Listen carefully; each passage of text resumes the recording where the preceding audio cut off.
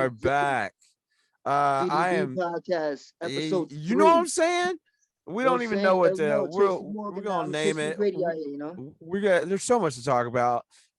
Ladies and gentlemen, boys and girls, kids of all ages. I am A-Hun, #1 Shogun in the building with my two favorite co-hosts and the coldest host in all of the hosting history in the world. You dig what I'm saying?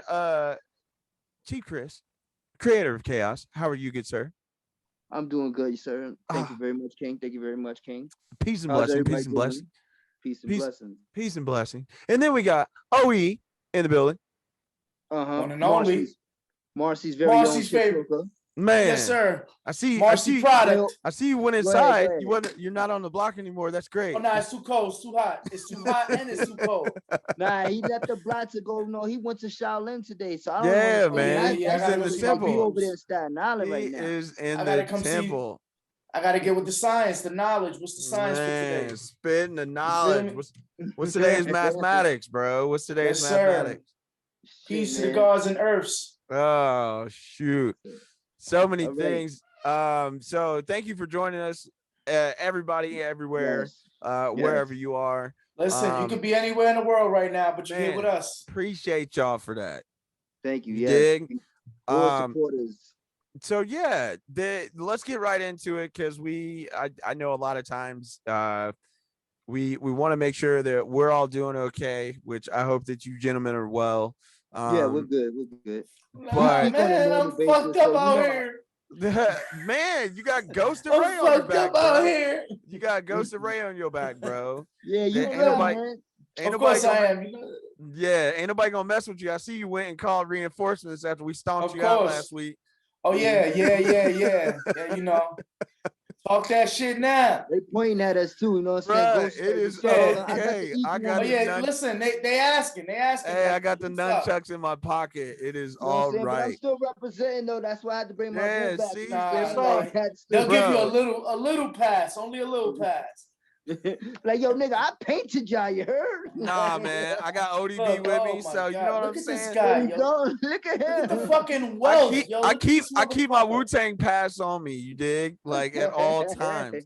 It don't matter, bro. Yo, I remember one day when I first had started at my first job. I'm the job out here, you know what I'm saying? Like how I was working, I had the Wu-Tang mask on. And this guy automatically, he comes up to me. He's like, yo, you from New York? I'm like, yeah, man. And he's like, where you from? I was like, I'm from the Bronx, you know what I'm saying? He's like, oh yeah, we got another guy out here from Brooklyn, you know what I'm saying? I'm like, oh, we don't like each other. Keep me away from him. Keep me away from him. He's from Brooklyn, my nigga. Like, we don't fuck with Brooklyn. Like, we don't like him. He was like, yo, we don't rock with him for real. Word, like, cause you know what I meant when he's like, yo, back in New York, you already know what it is, my man. He's like, but out in other states, and I was like, you're right though. We always one city when we in other states, you know, we unified at that point. Listen, this is 5 different boroughs, it's 5 different cities. Listen, we just don't like y'all Bronx niggas. I don't understand. Yeah, don't fuck with y'all Brooklyn niggas either. What is? All right, so question. Just don't like y'all niggas. Excuse me, fellas. The friendly neighborhood black guy from Ohio. So why do you guys not rock with each other? If anybody can. Nah, they said they started hip hop, which is a lie. We did start hip hop. It's a whole lie. You don't listen to them. Like, I'm gonna let him tell his side, and I'm gonna tell you the real side. You know what I mean? Just listen. Man, listen. You hear that shit? You hear that shit? So that's one of the main reasons we don't like that. This is the New York version of like the Hatfield versus the McCoys. Oh no! Yeah, it's a 5-pointer star, brother. Man, it's 5 boroughs. And we don't like each other for some reason. It's Brooklyn, all got to do with hip hop.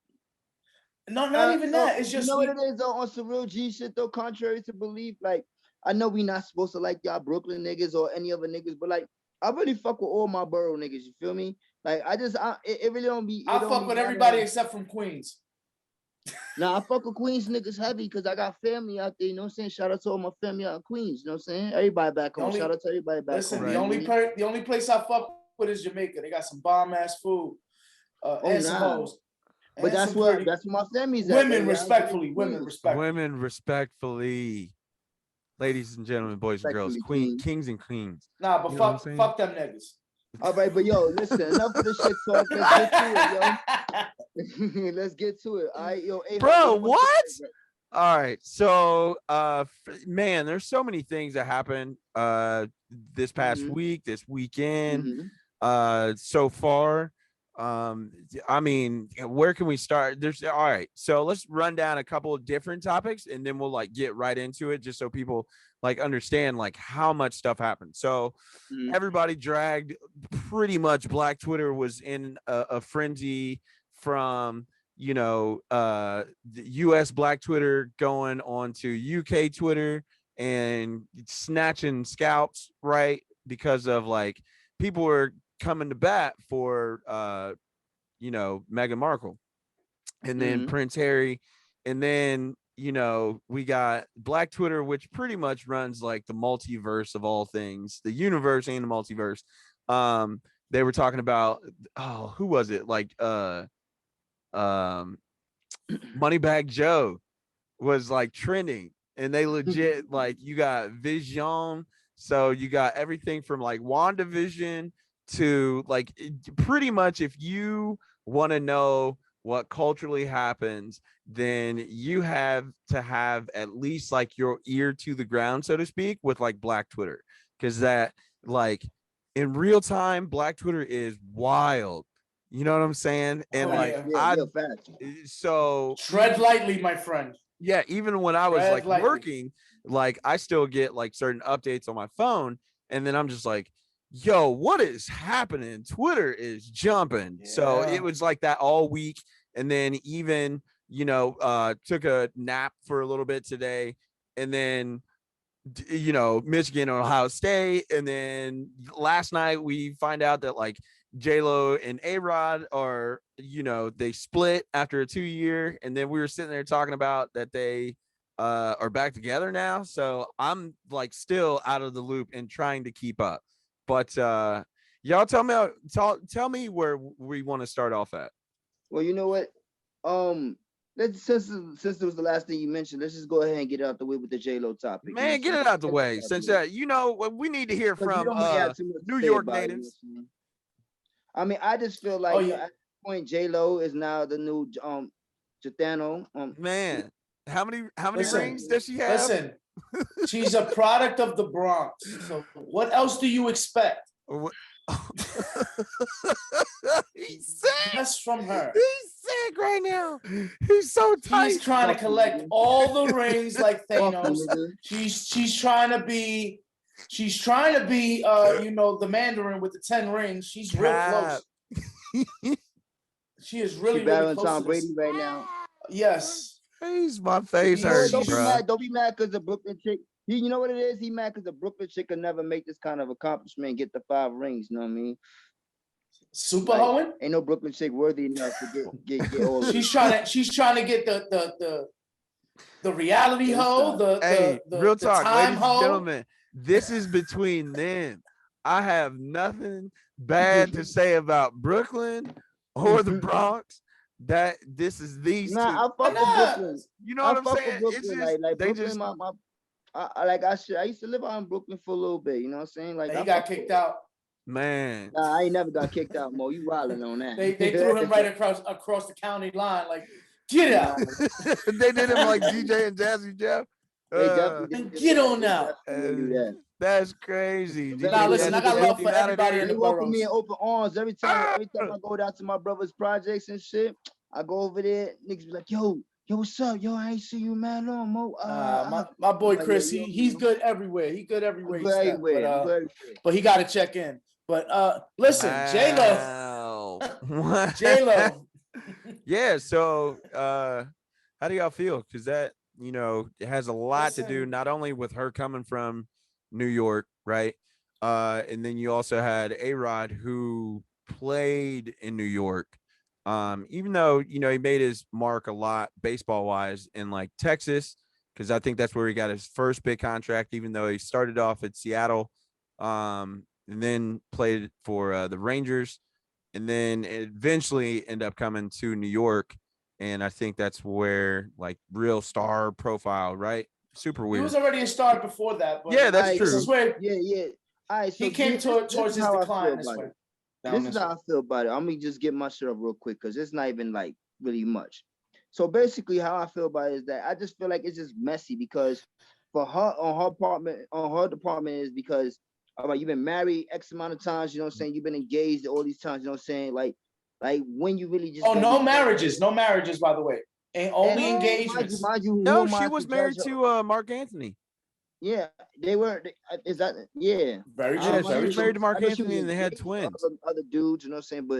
But my thing is like I say, you know what I'm saying? It just kind of look messy that she just be like engaged a lot. Like why you just can't date somebody? Fuck it, like just be with this nigga. Like you know Yeah, what I mean? I Like cause you mean, always get married and then or engaged or some shit like that, and it's like it just looked messy. But like I mean I don't care how she live her life. I just think the whole marriage and engagement thing is now gonna be a running meme, and she don't understand. She giving it to us because if right, this don't work with this dude, I guarantee she gonna be with somebody else, and it's gonna be another ring on that finger like 2-3 years from now. You know what I'm saying? So like it's gonna right. be what 6? Like damn, man, like damn, you just Listen, she's running a diamond mine. Y'all not understand. Y'all not Stop doing the it. that's what I feel. science. That's what I feel. It's She just a running joke now for me. she's running a diamond mine. Listen, she's getting non-conflict diamonds, and she's flipping them. So more power to her. I really don't care because it's just Bruh, stop. it is what it is. Shit. Run a diamond mine. Woo. That's Listen to crazy, me. bro. Where is the diamond? That's what she's Like, where, asking them. where is the She's diamond? asking them Where is the diamond? during You the never let them engagement. get Where is the diamond? I You are Oh, don't lying care to about me. nothing else but You the are lying diamond. to me, my sister. I know you have the diamond. It is in your possession. It is in your possession right now. I oh, give you y'all the No. diamond. stupid. Yo, Listen, that where is is the diamond? dumb, bro. I am super But rich. Where is the diamond? as far as that topic, listen, that's why I can never be a celebrity. Yeah, because I I mean, just can't. yeah, That right there is no. I don't want all of my business out on the Shit, street. nigga, you getting in the wrong field then if you don't want to be a celebrity. yeah, Cause that's true.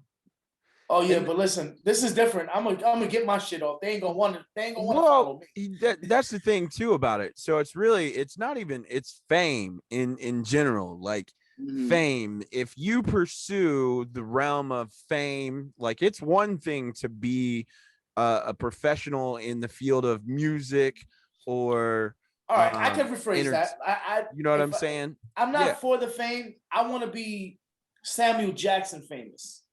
Like you don't know what he's doing. We don't even know his net worth. Well, I mean, there's a I'm pretty level. sure he's in the billions. There's a level of like fame that you can get to. It's where you have individuals like Denzel Washington, you like you said Samuel L. Jackson. I'm They're sure there's respected enough to not be Fucked with. doted on or well, fucked with. no, Doted it's on. just like it's a level of like they have privacy, right? Like Yeah. they are That's what I private. would pay for. So it's really just like when you get to, because we know that Samuel L. Jackson is famous. We know that Of Denzel course. Washington is famous. Of course. You know, it's kind of like the same thing with like Derek Jeter, who's like another really good example, especially if you're comparing him to I Alex wouldn't really Rodriguez. compare Derek Jeter because when I be hearing in the streets, he be giving these hoes care packages. Well, I mean, again, I'm not in New York, so I don't know from that. Yeah, And like I said, that's what I said. Like, I mean, I really can't give it up on her relationship. I just said that it's a running joke now. She's giving it to us because right, of the ring aspect. You know what I'm saying? Like, and Mhm. how many? So now it's like a game for us. Like, how much more will she get? Find out what the next episode of JLo capture the ring. JLo Ball Z. Listen, all I know, Yeah, dude, she's got all like I know Dragon is, Ball Z Collect sign all outs and 7 stuff, Dragon bro. It's Balls, nigga. She crazy, gotta collect all 7 rings before she finally get the bro. final husband. listen, all I know is that the Bears had a You gotta collect all 7. You gotta collect 7 rings before I she gotta get get the final final husband. fiance.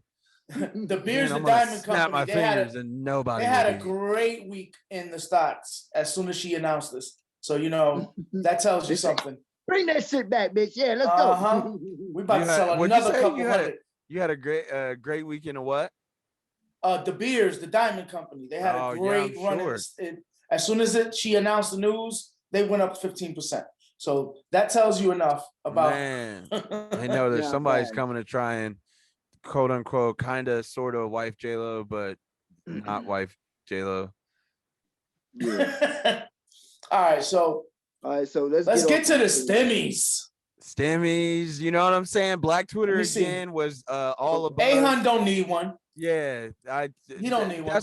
I don't know what's going on, but he got too much money. No, that's not to need one. That is not a true statement. Look at at this all. motherfucker. This motherfucker's sitting in bro, Bruce Wayne's manor. No, in the lair. I don't like light that much.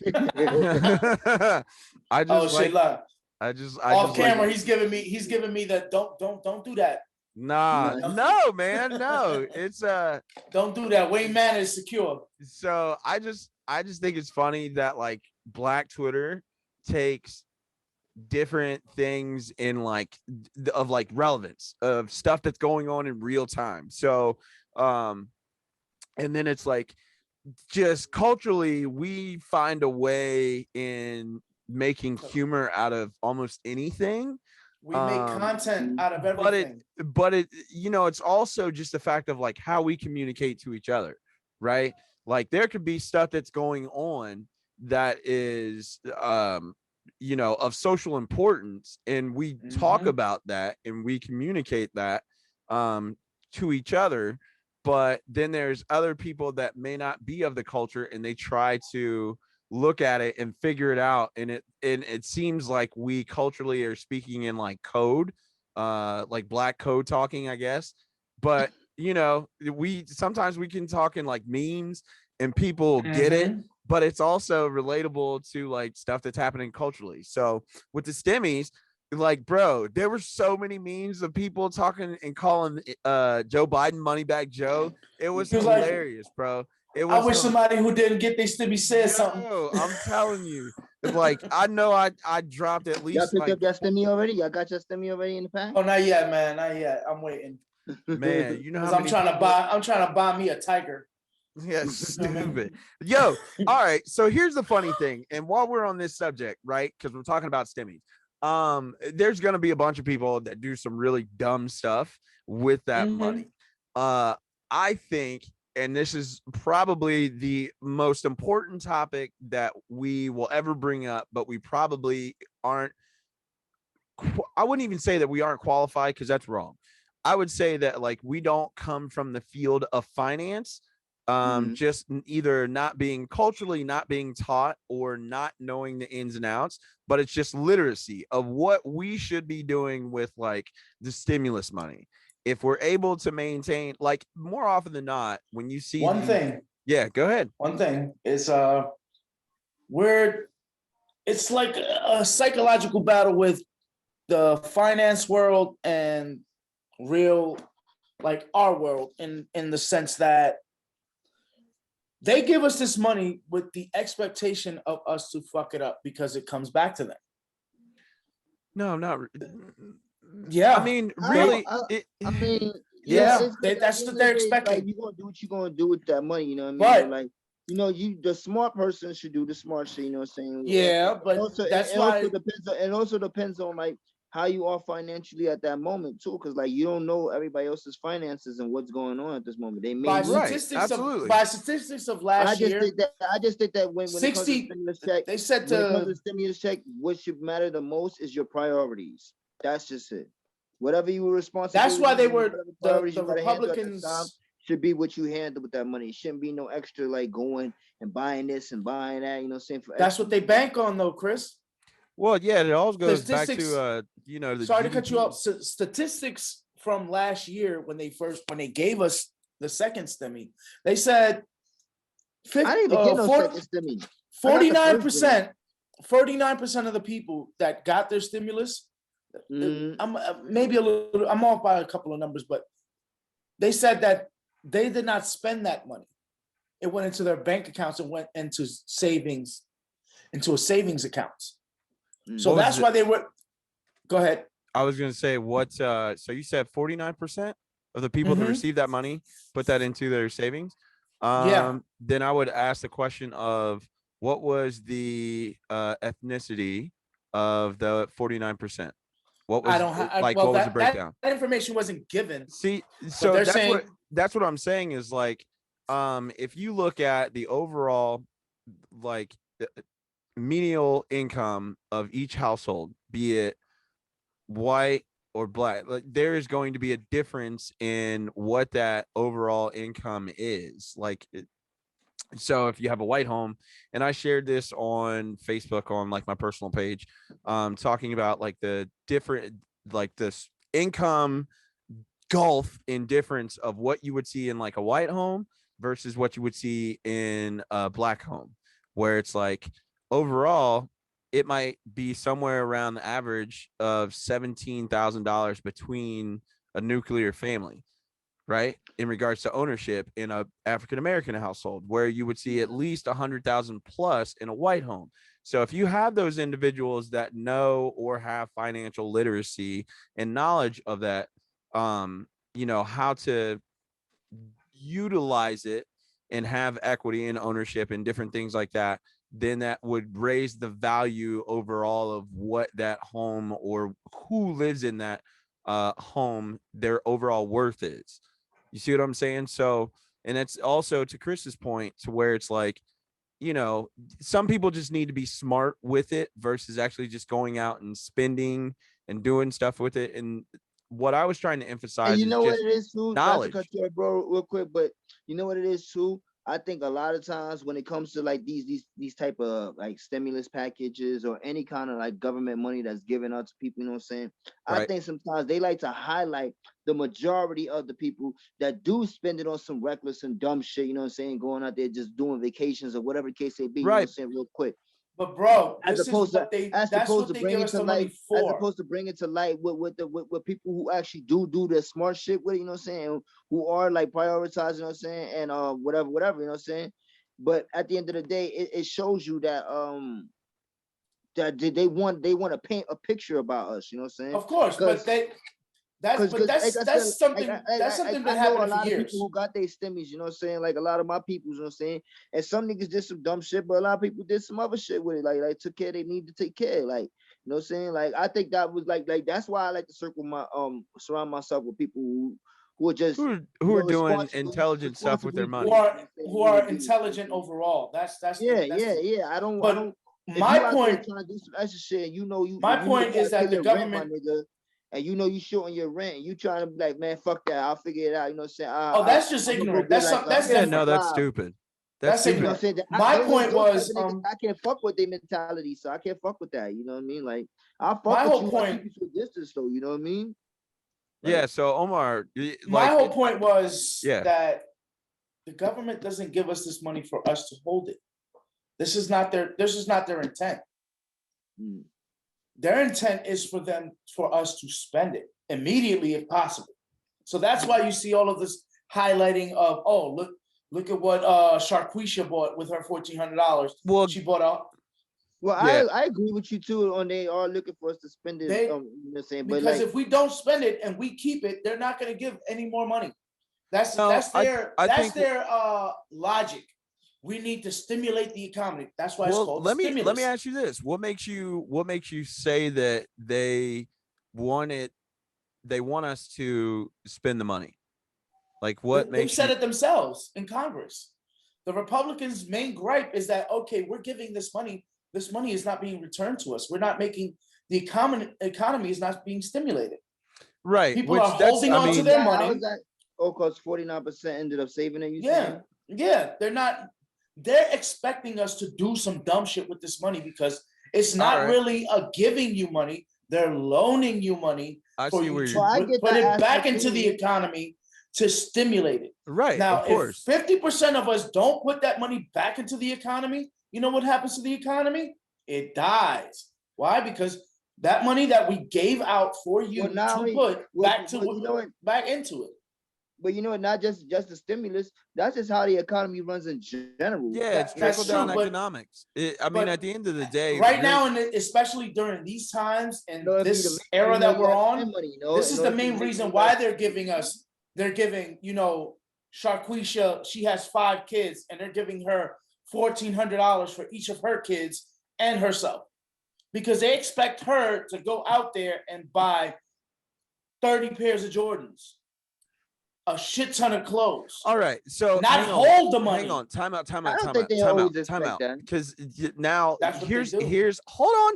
Here's where we gotta separate like stereotype from actuality. No, but I'm giving you an example. So I understand you're giving the example. So here's where I have to step in, especially with 3 dudes of color. And we have to emphasize that BS, you know what I'm saying? Because I can absolutely spaz out in this moment, but I'm gonna listen. We're here for it. Please do. No, I like to hear all sides. Again, we gotta get past stereotypes, because most people think that like if we disagree, like me being a black male, even though I have other ethnicities that are in my family and in my DNA, so indeed, I would give off the stereotype and actually play into it if like me being a black male spazzes out when I hear something that I disagree with, because that is something that's stereotypically been told in our society. But do you not think that particular moment, that spaz out moment is warrant?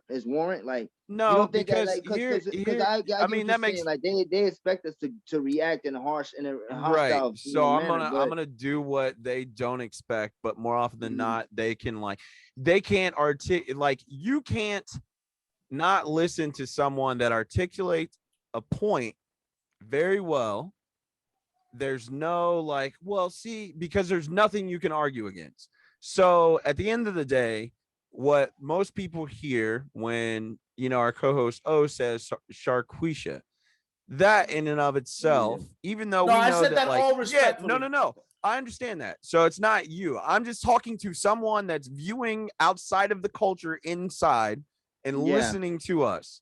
So we have to have those moments too, to where it's like, hey, hang on. If you're not of the culture, then don't take away bits and pieces and not listen fully to what we're saying here. Because what is important is that when we talk about, number one, taxpayers' money that's being given back to the taxpayers to stimulate the economy. What that also tells us is that if we go into the thought process, which has been told to us by conservatives since the Reagan era, that trickle down economics works. And the reason why people have such an issue with Democrats being progressive on the conservative side of voting is because it would flip the idea that there should be trickle up economics, right? Meaning give more money to the people in the lower and middle classes,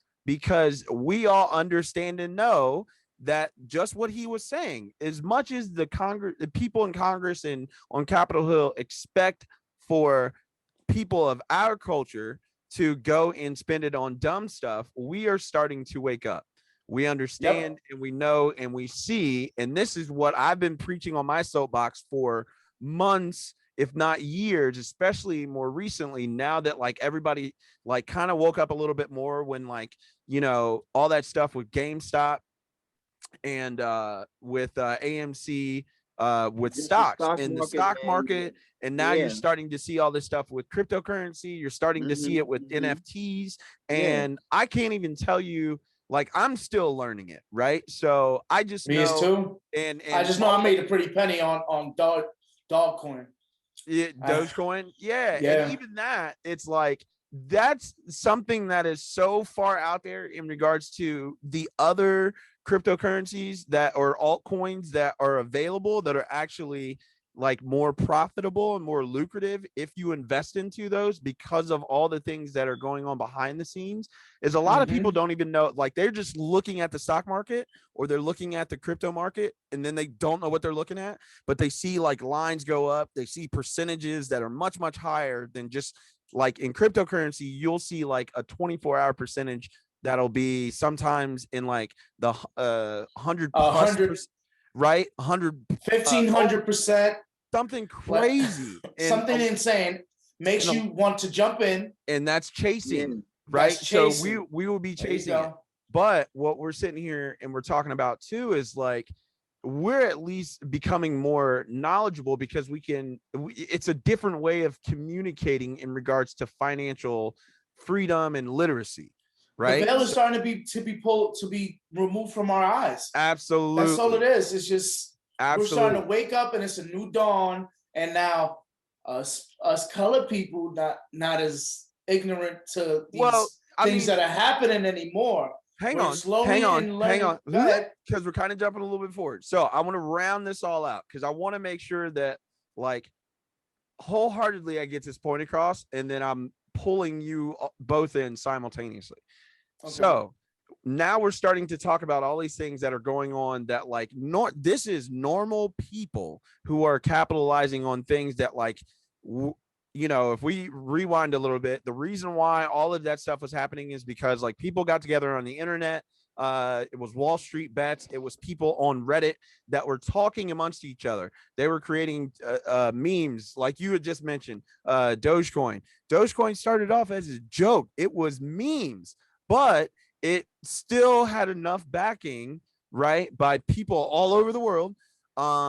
And then you make it viable. Yeah, to make it viable. And the thing about it is that these hedge funds of people that have been in a situation to where they have gained so much more money over top of people that deservingly should have or be getting a stimulus check, right? Mm-hmm. Because this is how we're connecting this conversation.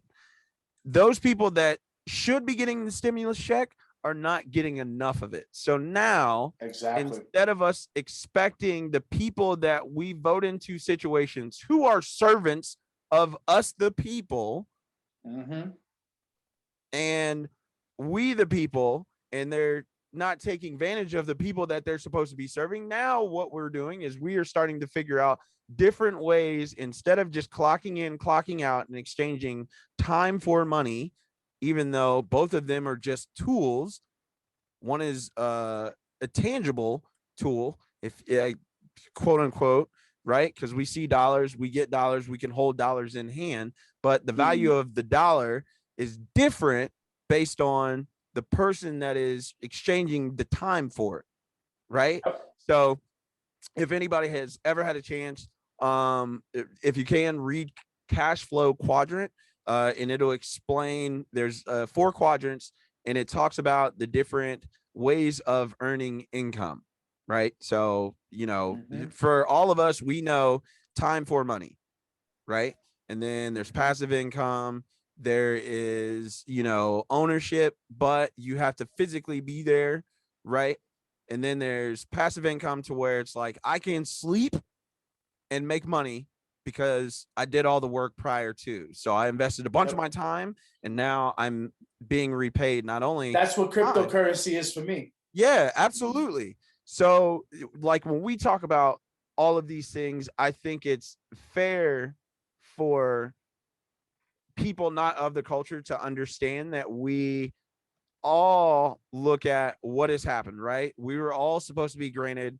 I saw a meme that was talking about the during the time where like, you know, African Americans were being released after slavery, like the American like government was just giving away acres of land if people worked it for 5 years, like worked the land, utilized the land, and they were getting like 160 acres, even though slaves were supposed to be granted 40 acres and quote unquote a mule.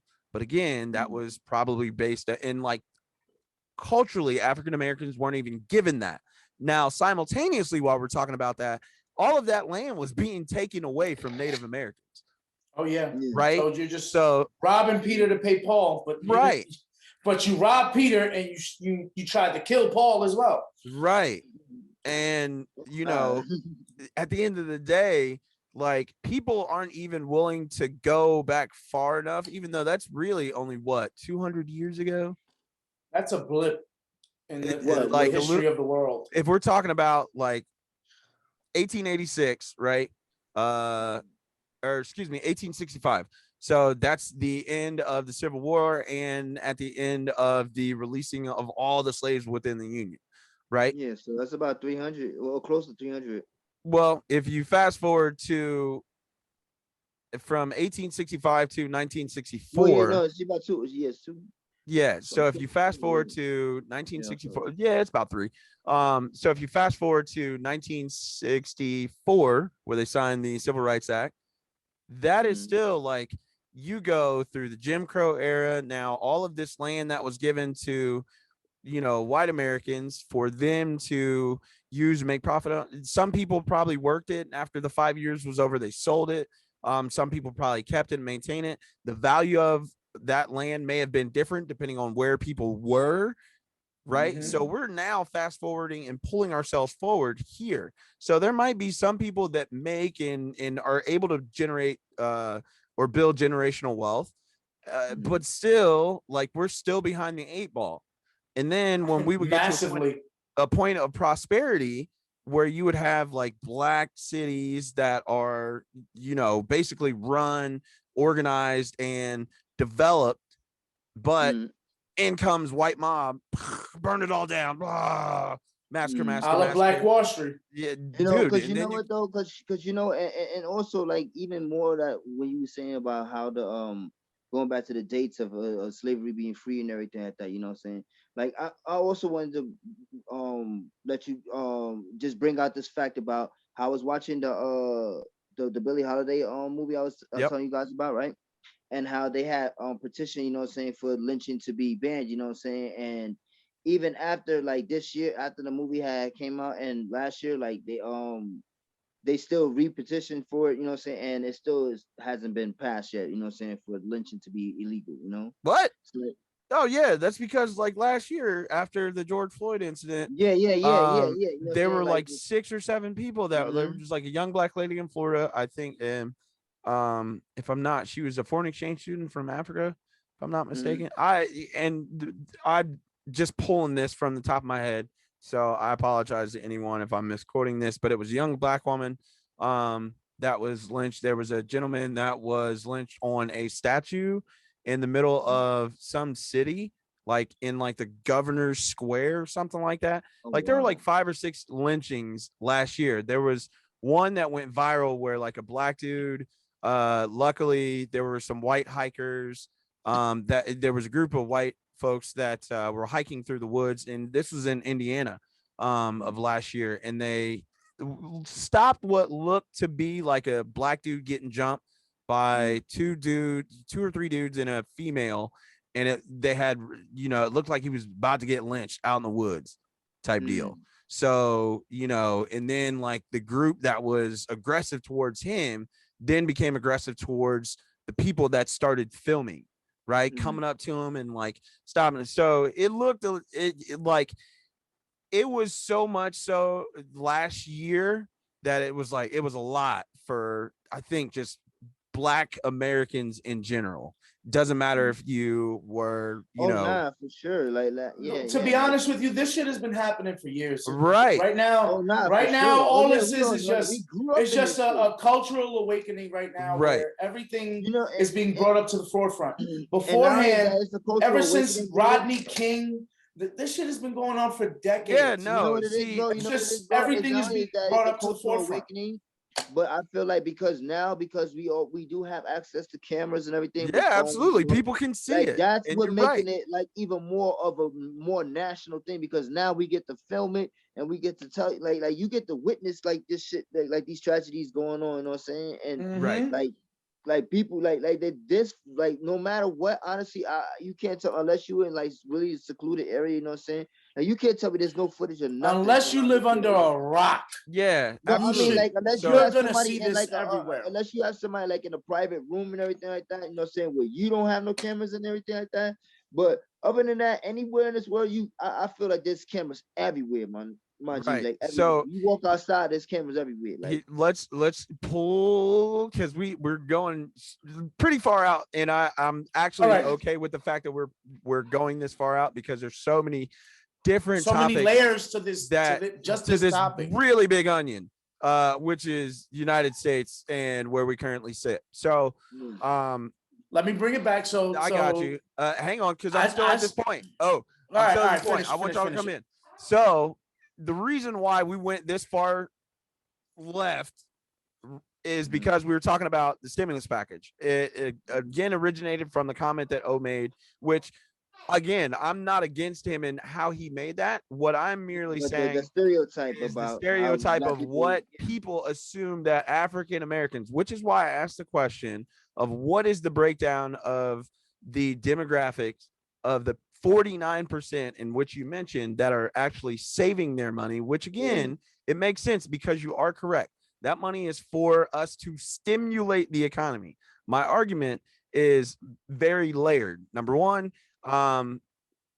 obviously, there probably are some people that are going to ignorantly spend their stimulus money, but it's not just Sharquisha. It's probably also Daryl and Carol that live in rural Indiana that make less than XYZ, because the truth of the matter is, as much as people think that black people are just leeching off the system, actually, if you look up the statistics of who is using government assistance, white people take over a mass majority of those individuals that use it. But again, this is also breaking down the American lie that has been told, because it's been told to you over decades and decades. Again, the reason why I brought in 1865 after the ending or the last slave was freed in the Union, then there was campaigns upon campaigns of just misinformation that was spread about black people, which made you and led you to think that it became from a physical warfare and enslavement to psychological warfare. Yes. And that this is all and encompassing whitewashing history. This is all Daughters of the Confederacy. A war of the mind. Yeah, absolutely. So you have the Daughters of the Confederacy that are indoctrinating their the kids, and they were actually, especially in like southern states, the Daughters of the Confederacy were printing literature that was being used predominantly in southern school systems, and you actually had to go through them depending on if they sat on a council with like a certain town or place, which more often than not was probably major metropolitan cities, because at that point in time, white people had a vast control of what was going on out in society, right? So when it comes to the school systems, when it comes to the housing, when it comes to banking, when it comes to all these things, not only have you had a head start from 1776 when the establishing of the United States, and then also the mass genocide of the Native American, different tribes within the Native American culture. And then you're giving away land at the end of the Civil War because the North and the South were going to battle with each other over what? Well, we want to be told, we want to be able to do what we want with our slaves. Well, we should probably just release them. No, we're not going to have that. We're going to secede from the Union. So anytime anybody says they want to secede from the Union, i.e. when we're talking about Texas being on their own power, which is kind of weird because it's split into, you've got like the Western hemisphere, and then you've got like the Eastern hemisphere, and then you've got Texas that lives on their own power grid. Hence why all the people in Texas were having such a hard time when like that weird storm came in. But again, we're talking about systems. So this is a really broad conversation that we are not really going to be able to get full depth and scope into, but there are much different people now because we are in an age, or at least in an age of information, from the standpoint of we can go find information out. And now we're starting to talk to each other. We can communicate with each other. Just right. Look, i.e. right now, what we're doing absolutely. Right this second. So, when the stimulus comes out, I just don't feel like it's enough. I also don't feel like there should have been such a dragging of time between two parties. Now, that can, whether you think that it's the Democrats or if you think it's the Republicans, that's a mute point here, because it's just people that sit in a position where they serve the people, but they are not serving themselves, servants of the people. They are self-servant, and you're absolutely right. So yeah. I know I took over this a lot, but yeah, but to circle back, you kind of was going off on your shit. No. Listen, let him do his shit. Listen, We need that. This is information that's needed. So like we said before, you know, we here to we yeah, you know, and we're backing each other up. I'm just happy. Really get in depth on it. You know what I'm saying? Like get in depth on that. I'm happy when people see, like, anyone looking at this sees gentlemen that look like kings, that look like us, right? That aren't white, that haven't come from the all-American picture perfect background, which is normally a guy named Jonathan or a girl named Susie, blonde hair, blue eyes, great smile, yada yada yada, that are talking about important topics like this, right? And we're not like screaming. We are literally walking through history, and we're able to connect the dots, but it's from our eyes and expressing and explaining the truth versus anybody that tries to argue this can't argue this, because this is factually based. This is objective, factual information. Yeah, for sure. And I apologize. No, you good, bro. You good. Bro, I will turn into an absolute samurai with anyone when it comes to financial literacy within the Black community, whitewashing history and not being honest about it. More that knowledge over here to us, you know what I'm saying? Yeah. No, you got fucking. Oh no, we need that. You know why? Because I'm with the jokes. Doing my shit, you know, say quietly, but like, you know, I'm just taking my blessings and not just trying to brag. You know, right. Just take it how it is. You know. But listen, so let's just switch gears. Yeah, we gotta switch up because we got super. So, you know, shout outs to MoneyBag Joe, and all the people who are able to. Thank you for that. I thought a motherfucker who didn't get his stimmy said something. But all I'm really saying is that that's not enough money, especially never will be. To the people that you want. Which, to O's point, you want people to be out spending money so that they can stimulate the economy. But that's the whole point of it. Have a weird argument, right? So then you then have a weird argument. All I was saying was no. These were the conversations that were being had in Congress as to not give any stimulus money. Correct. So that's where I was leading, is like Congress is sitting here arguing about whether or not they actually need to give a stimulus, and then there are also people on one side of the aisle that are arguing whether or not there should be. Well, that's false. It's on both sides, because we did have 8 Democrats that voted against raising the minimum wage, even though the cost of living has inflated since the last time the minimum wage had risen. Anything anti-capitalist, you know, is gonna be a point of contention. But it's gonna be not. It's bro. I'm raising the minimum wage. Raising the minimum wage is anti-capitalist. No, not really. It is. How? Well, let me explain. Would I be arguing? All right, I got you. Because it would be arguing for the people, right? Exactly. But capitalism is what? Making money the most efficiently way possible. Yeah. The making money the less costly way possible. If you're raising the minimum wage, you're taking shrinking the gap. You're shrinking the gap from the people that are trying to make the money and from the people that are working for that money. All right. So, Chris, let me ask you this. Do you think that is a flawed argument?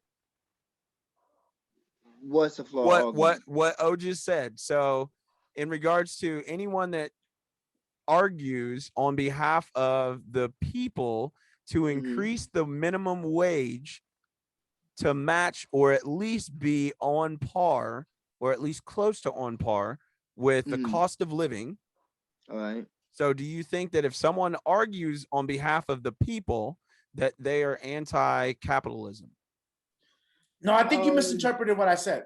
What I'm saying is that's the sentiment out there for people going against the minimum wage hike. Is the fact that it's going to make it harder for the companies that are employing people to make a profit.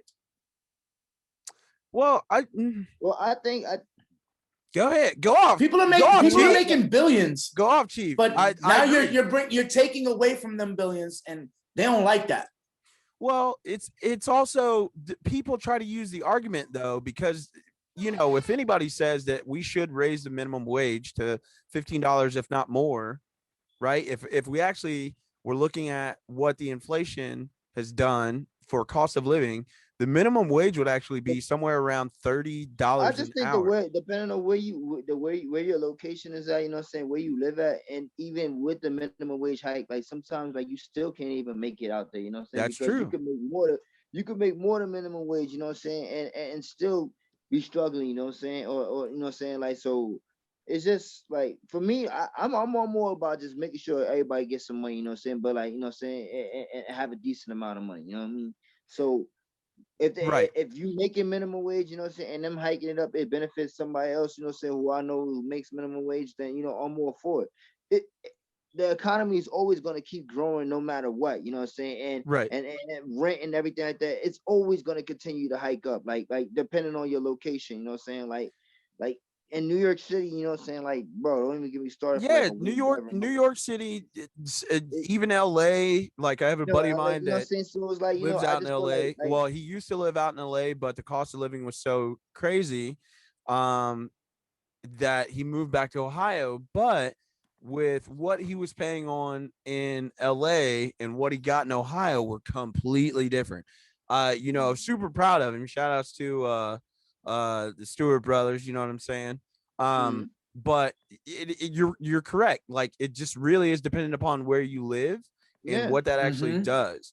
On O's remarks, I know that you're not arguing for it. Just I know you're not arguing for. I'm not arguing that. Let me bring clarity. I'm just bringing in the. That's what the counter argument is.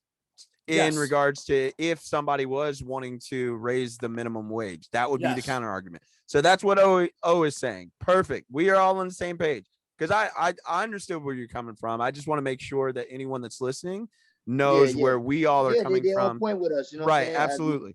Definitely, sure, bro. But I do agree. It's weird. That's why I think it's very important on these type of topics when we doing that.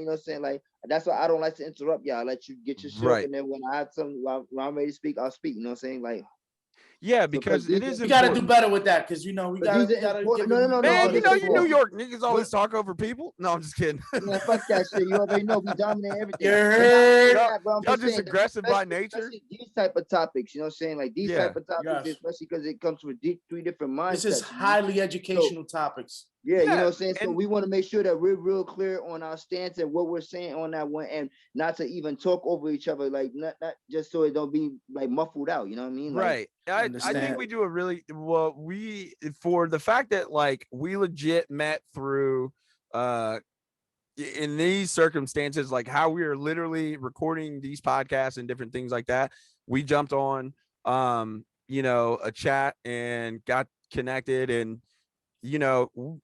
like, even still, we're still creating our own chemistry, but we knew that there was enough chemistry there to be able to have these conversations, but they're coming from different points of view, which allows for there to be an inclusive conversation.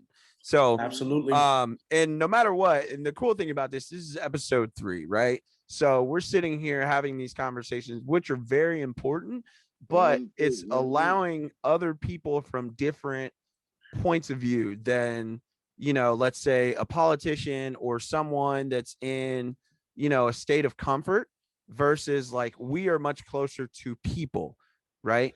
So we have an important, and one thing I want to announce here is that I'll be interviewing a gentleman next week who's running for mayor of Cincinnati, Raphael Prophet. Okay. So I'm super excited to do that. And I actually had a chance to talk to him on the phone. I've known him for actually for a lot longer than I realized, just because he's worked alongside my mother, who recently retired from the military as a master sergeant. So, and he was a colonel. So, okay. Shout out to Mama Dude. So, to have a gentleman that's come from. What was her rank? Master sergeant. Master sergeant. Oh, that's a flex. Light flex. Yeah, so I'm been a military brat. You know what I mean? Worked in corrections, and a lot of this too is like having these conversations. It makes me. I'm humbled because I'm super well rounded to have the conversation. Yeah, I know everybody's like, "Wait, you worked in corrections, my guy? You the fans?" I know y'all was getting y'all's jokes off in the chat. It's the boss. I was ready to fight It y'all. gets no But better. it was so funny. And y'all were cap, man. That was so much cap, bro. But Listen, you know it what may I'm not saying? happen today, but it's gonna happen. Oh yeah, it's all right. We gonna get you. You gonna get these jokes. Nah, just Nah, no. yeah, we But gonna. we yeah, was all getting right, them cool. already, I'm but gonna we roll was up on firing y'all. pow, pow, nigga. I'm gonna roll up on y'all like Bruce with the nunchucks in the back pocket. Nah, listen, And we then gonna y'all get just to you. gonna catch these jokes out of nowhere. Nah, we're and gonna be catch you in a dizzy. minute. I'm gonna have y'all both dizzy. It's all right. You know what I'm saying? That's what we need. And if we talk about it, I can meme real quick too. Yeah, I'll have y'all real tight. But yeah, no. Listen, So bro. you know, having these conversations is really important because it allows for different points of view, different people coming from different places. But also too, I think it's important because you know it shows a different side of our culture to where you know we don't have to talk about things to where it's like we play into a stereotype, right? Yeah. Because we really don't. And you know, we talk about stuff like wrestling, we talk about anime, we talk about politics, we talk about financial literacy. Um, Chris, you're on. Can't hear you, bro. Did you mute yourself? Who, me? Nah, Chris. can you hear Hey, me? there he is. Yeah, couldn't I can hear you now. Okay. I think I did. Can you hear me now? Yeah, I can hear you, bro. All We right, can yeah. go ahead. All right, so yeah, so like I was saying, like that's why we the culturally diverse boys, you know what I'm saying? Like Yeah. you So know, people gotta understand. Oh man, this you got that's why, you know what I mean? That's why we the C.D.B, you know what I man. mean? Look at I'm telling you, O is like the master of these backgrounds, and this is probably like the funniest thing of all of this. And that's why I'm so happy that like we make sure that we record these not only for like audio but also visual, because like it's so much fun. Like I enjoy getting a chance to talk with y'all, Yeah, and it's not facts. right. So then when we have these conversations, like it's therapeutic for me on my end. Yes, And me as well. yeah, No, for sure, bro. Yeah. I'll it, be just kicking it with you guys. Like, yeah, and even that's though, the thing that This people is don't not. get. Like we Yeah, can we get just. super animated about this stuff, but like yeah. it's like legit. I'm talking with my homies. There you go. So so yeah, what else is I mean, let's bounce around. So we got Moneybag Joe. We talked about A-Rod and JLo or J-Rod, right? So A-Rod, they yeah, came back. J-Rod, A-Rod, Uh J-Thos now. let's talk about Tom Brady, bro. Oh, Like Go. okay. Yeah, let's get that Oh, you started. mean the goat doing yeah, more goat bro. All things? right, I'm with that. So I'm with that. if you all haven't heard, and we're bringing this up, Tom Brady signed an extension with the Tampa Bay Buccaneers.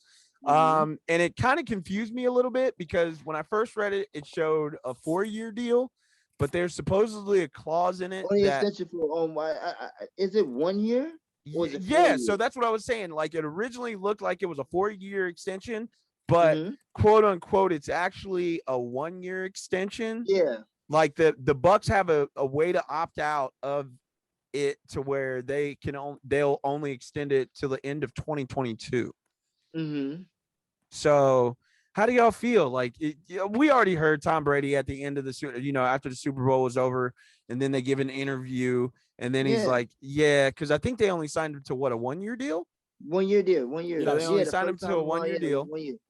and he signed an extension, and it read to where the extension was 4 years, but technically it can actually just be one. So All right. So I'm all right. Oh, you want to go first? Just the goat doing more goat things. man, look at this dude. He is all. wild, bro. He's on point. He's That's on all. point. He's on. Man, that's look all it at is, him. Shut up, boy. This is if you see the picture behind me, then you know exactly what's gonna happen again. Listen, by no means am I a fan. Trust Wait, and hold believe. on. I'm about to say because you kind of riding him real hard. No. But listen, giant... real recognize real. You know that. That's a Fendi. That's a fact. Real recognize real, and I can't wait till this motherfucker go home. But bro, you and Giselle both.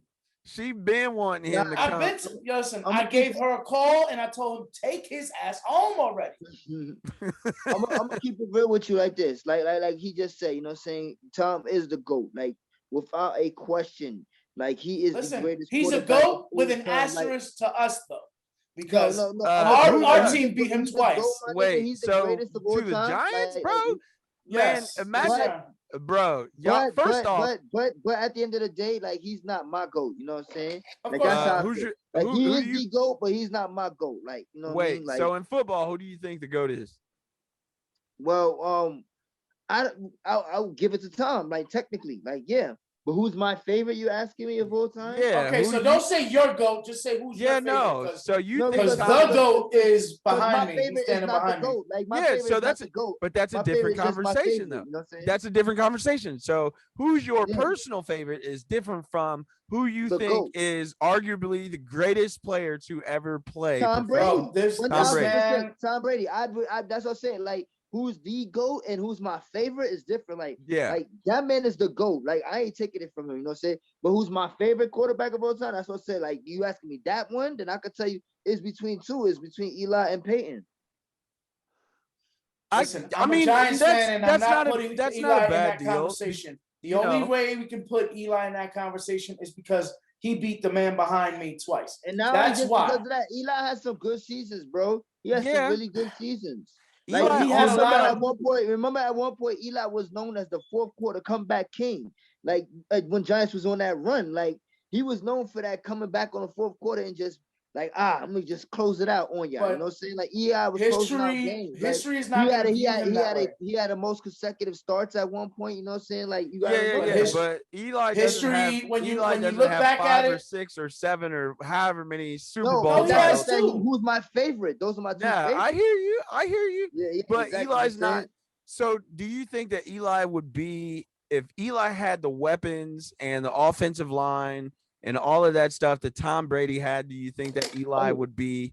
Hell yeah. No. Have more rings? Have more rings? No. Hell yeah. I'm a Giants fan, and I tell you no. If Eli didn't have a great his accuracy wasn't that great. No. So if you put because the only thing that really shoes, fucked up a lot of the Giants last seasons was their offensive line. Right. Like they had weapons. They had weapons, bro.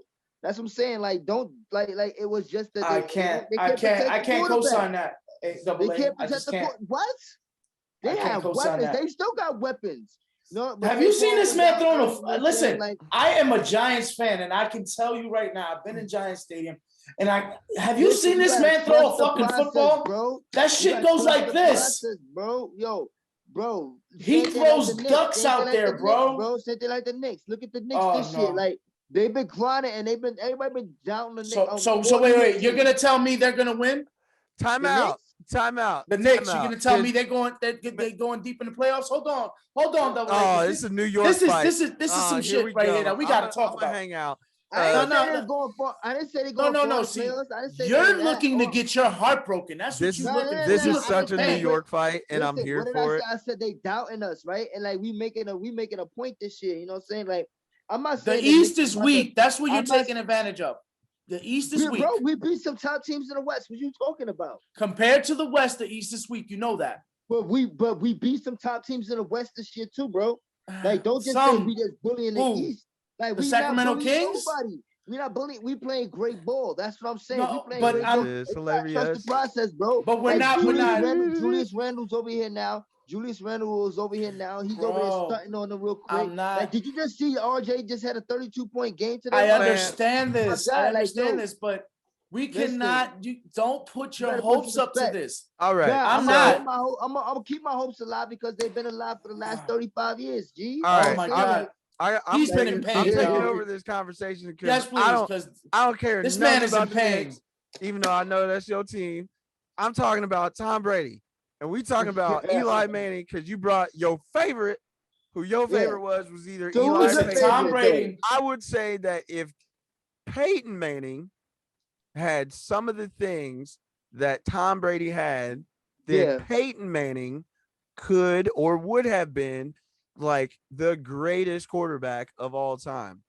I agree with that too, but see, the question wasn't asked about. I'm not putting Eli in Nah, that same conversation. hang on. That's what I'm saying, because I had Peyton before Eli. Yeah, like, because you brought up Eli, and I did ask if Eli had some of. I said both of them. I said who's my favorite two. I said it's a tie between the two. I hear you. You know, which is Peyton and Eli. You know what I'm saying? Right. I'm saying I just like them quarterbacks. Like they played the game exceptional to me. Yeah, I'm saying that, bro.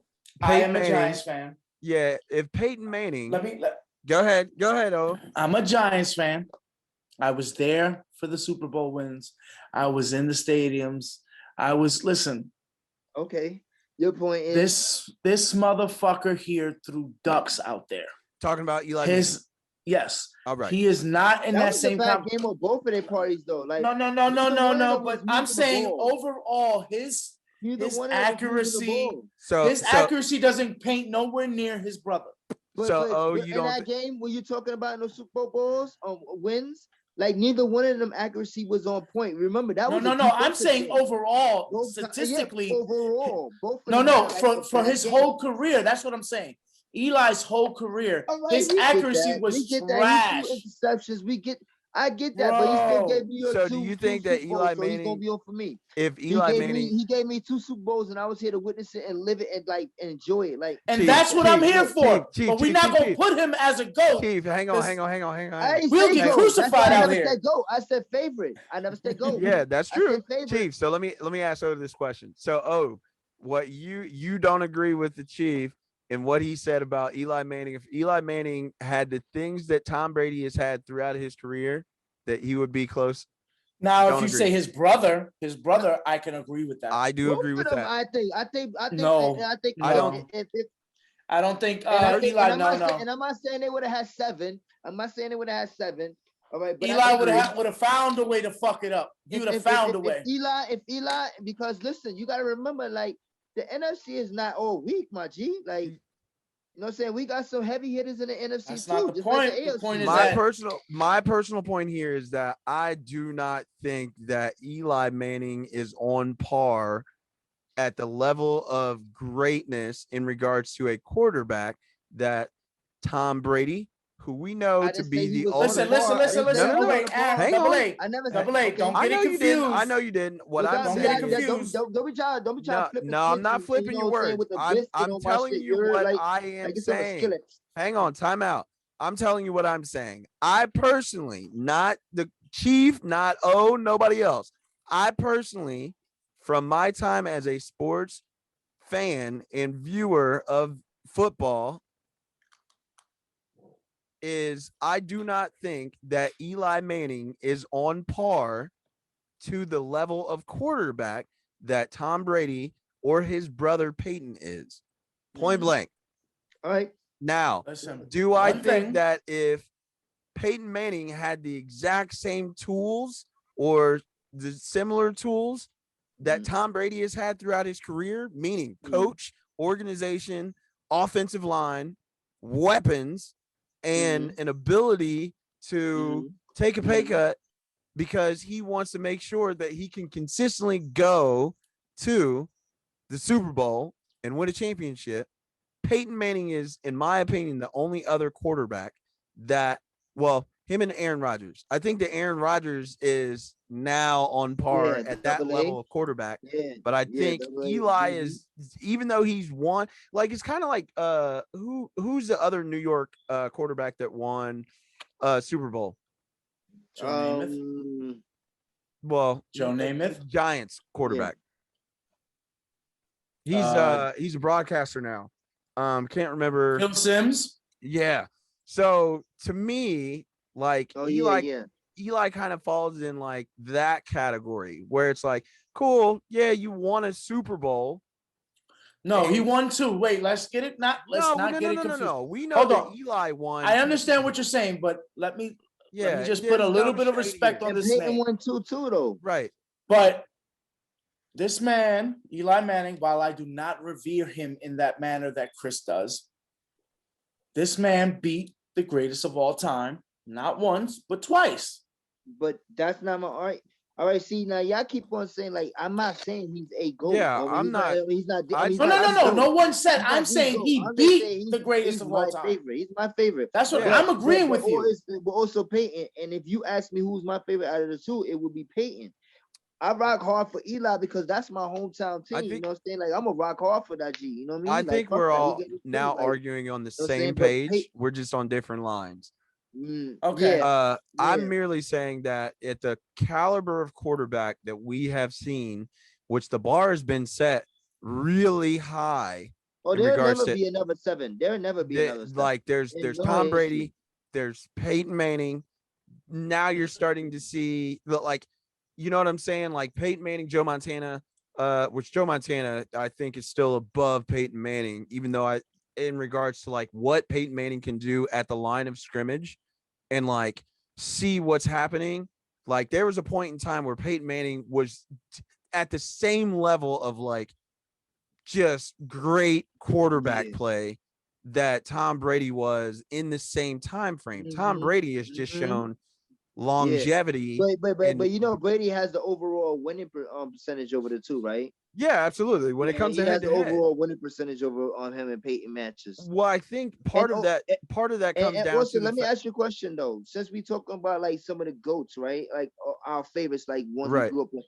Where you think Patty Holmes is going to come in at? You think he's going to put 3 in a row? You think he's overrated? He already has shown that he couldn't do it.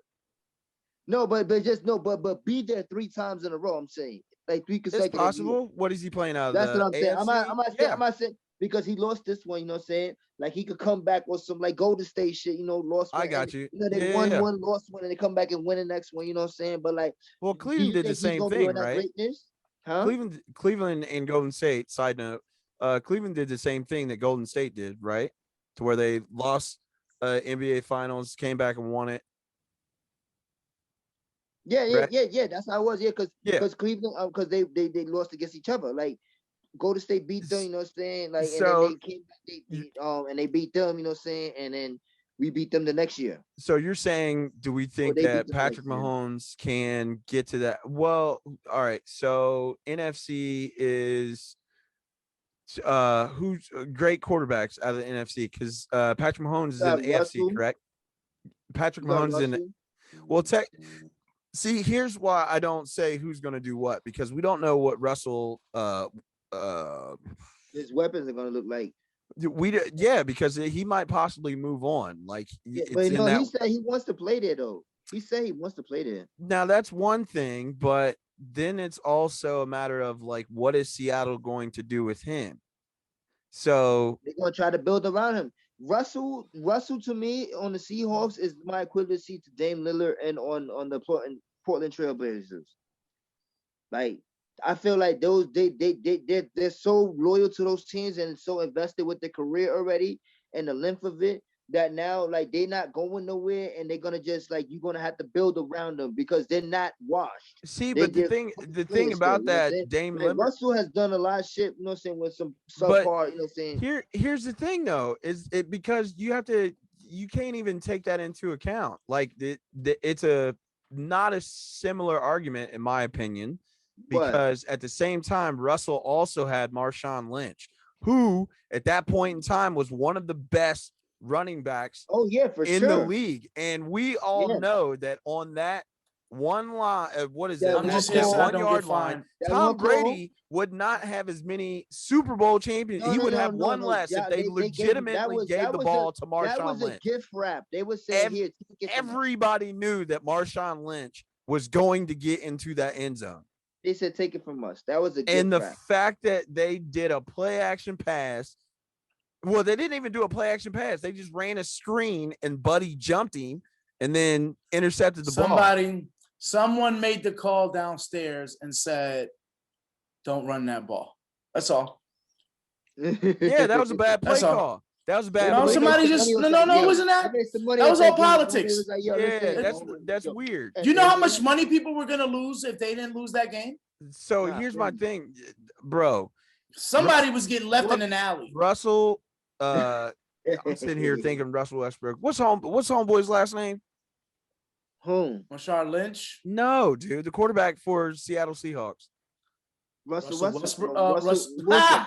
Yeah, see, exactly. Wilson. All right, I was cool. gonna say Westbrook. I literally could not remember his last name for nothing, and I You was wanted to gonna say call him Westbrook? Westbrook. I was Yeah, gonna I say said it Westbrook. halfway. So, anyways, Russell Wilson, he would technically, like, if they would have ran that ball, he would have 2 Super Bowls. So he would be at the level that Eli Manning is, right? Peyton Manning, even though Peyton Manning won his second championship when he went to Denver Broncos, right? And then he went back again, I think, but then lost, like, because he got railroaded by somebody. No, he lost the first time and then won the second time in the Super Bowl. Because when he won the second time, that's when he retired. Yeah, because he had a 2-year deal out in Denver exactly. after he left the Indianapolis Colts. 3-year Colts. deal. Or 2 or 3, but when he won the second one, that's he was out of there. Yeah, you're right. He won out on top, like a G. You know what I mean? So that's the way you're supposed to go.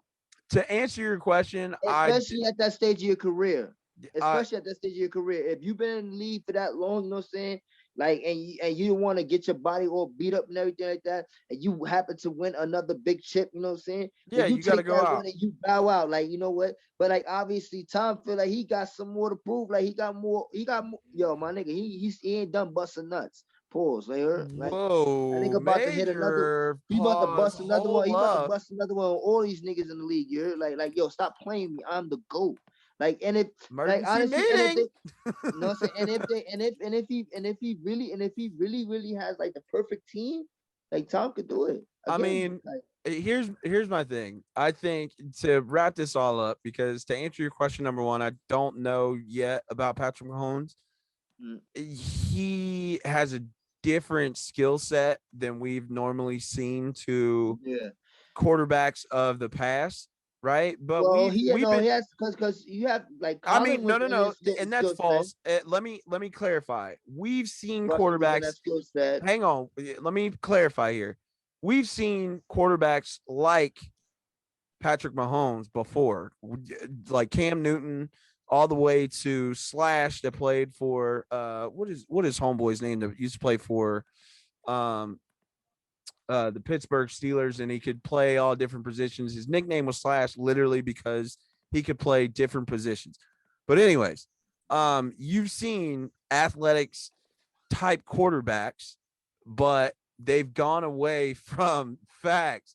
They've gone away from wanting to have like an RG3 or something, yada, yada, yada. Like, it's been like an argument that's consistently been had in the NFL where there's been no progression. But for some reason, Patrick Mahomes is more palatable than most of the prototypical. Well, he's like a poster boy, but he's more palatable perfect, you know what I'm saying? Yeah, like, he's more palatable for some reason than like people that have come before him. So Cam Newton was like, you know, he was bee's knees, bro. He was like a big dude. He could run. He could sling the ball. You know what it is though, Cam never had that accuracy. You feel me? Like, Cam had some great games, especially where he had some great accuracy. You know what I'm saying? He had some finish with high precision. You know what I'm saying? Percentage. But like, if you look at his overall, like, he didn't really have that much of his accuracy is like, you know, and that's where I feel like and then also like him always being mobile the way he was. Cam was always ready to take that hit. Like, he didn't like just take the easy dive out or run out of bounds and just get the first down. You know what I'm saying? Cam was always ready to take that hit. You know what I'm saying? Same thing like with RG3. Like RG3, you know what I'm saying? When he came in, he was supposed to be like a supreme big hit, you know what I'm saying, name and hit and everything like that. Washington thought he was gonna be the one, you know what I mean? And then what happened? Homie ran his legs out, and then they worked that little ass up. He's like, yo, you want to keep which is why I think Russell Wilson is like highly underrated, because he's saving himself. Like, Russell Wilson, compared to many different quarterbacks in the league, like, he's even said it himself. He spends a lot of time working on his body in the offseason to maintain the ability to play like such an aggressive contact sport. And if we remember in the playoff run that the Seahawks had last year, he got beat up because the pocket was not. He didn't have a good enough line to protect him or give him enough time so that he could get it off to the weapons that he had downfield or whatever.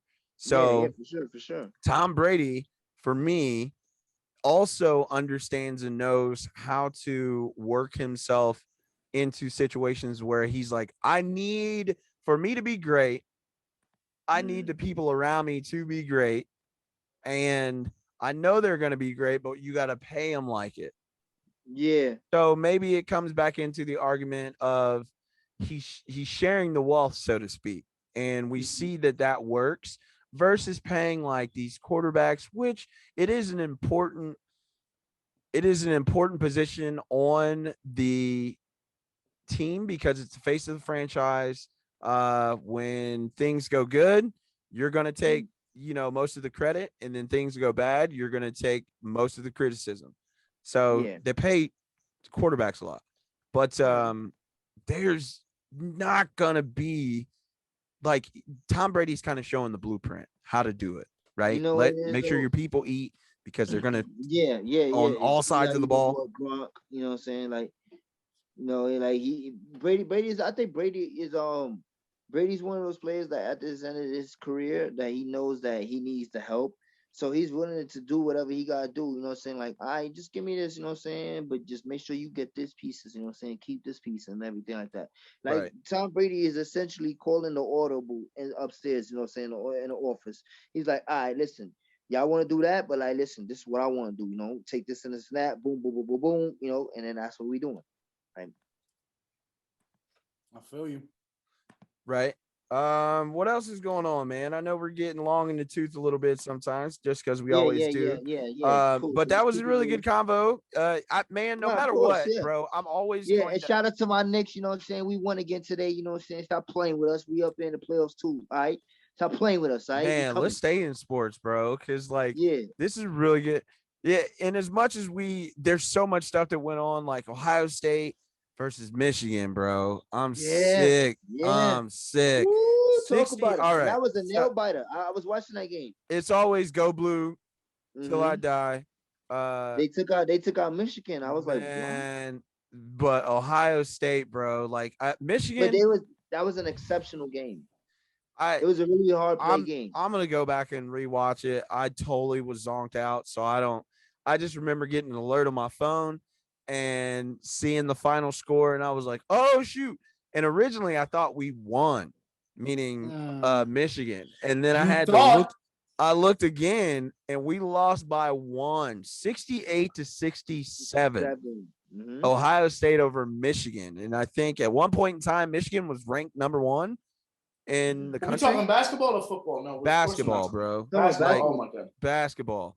So Michigan basketball, like throughout this season, looked great, looked really good. And I know at one point in time, Michigan basketball was ranked as high as number 3. I don't know if they got ranked number 1, but over the past 2 years, especially with everything that's gone on with COVID, college basketball has been completely different from what we're used to seeing.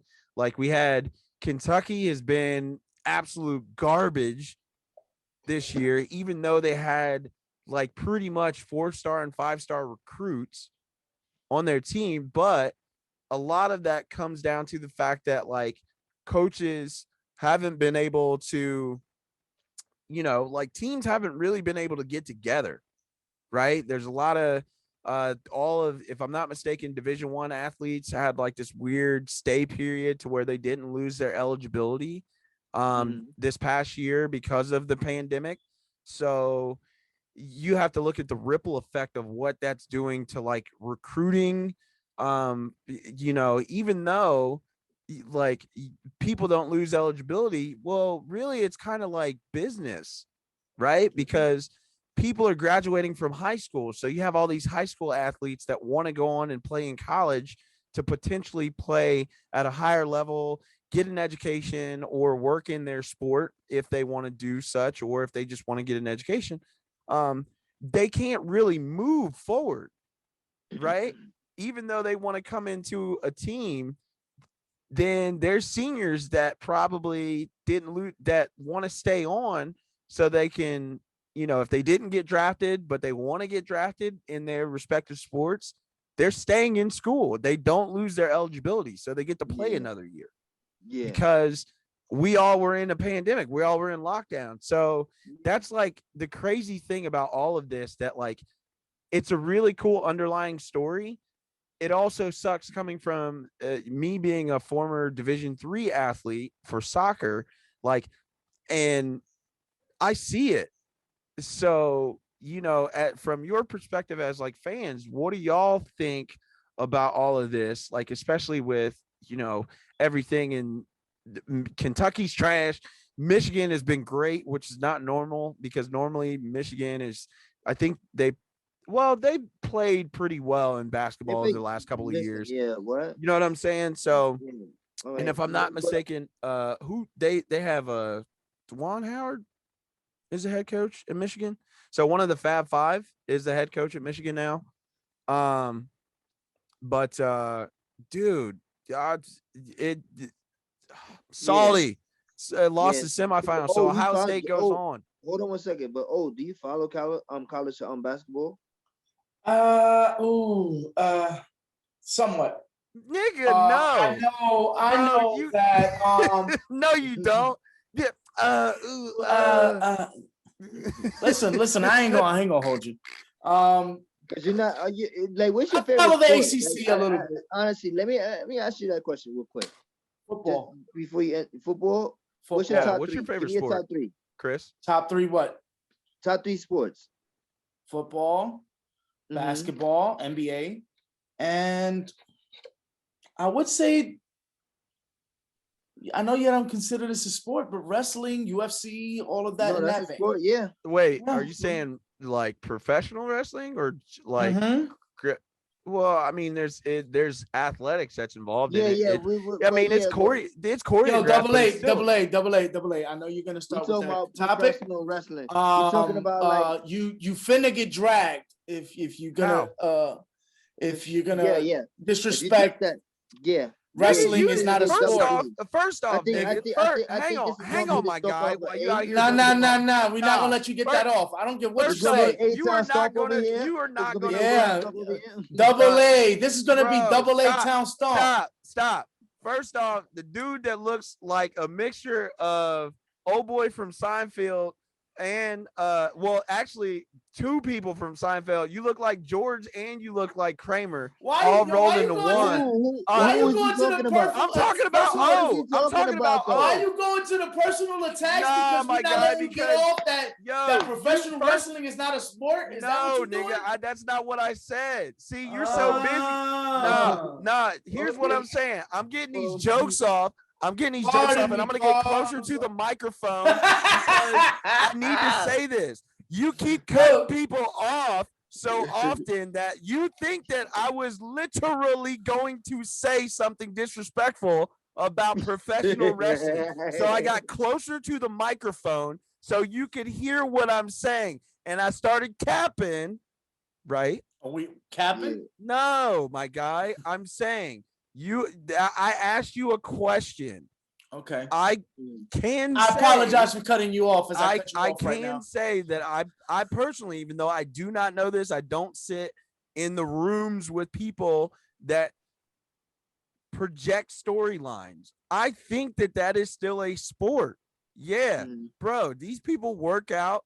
They have to maintain fitness. They also have to do a lot of stuff that most people are not normally doing. They are making a living off of it. They are professional wrestlers. So yes, I can consider that a sport. Whether or not that is choreographed, right? Or the story. Come on now. No. Listen, just because the outcomes might be predetermined doesn't mean that the beginning towards the end, towards that's the what ending I'm saying. Is not a sport. That's what I'm saying. So we're on the same page. Listen, so I apologize to you. You're what? So now let me ask you. I apologize to you as I cut you off for cutting you off. I appreciate it. My guy, you know we all still sports. Huh? What's your top three sports? My top three sports are world football, World football I You know and mean soccer? world football. No, bro, it's the only in America do we call it soccer. What you call football, Yeah.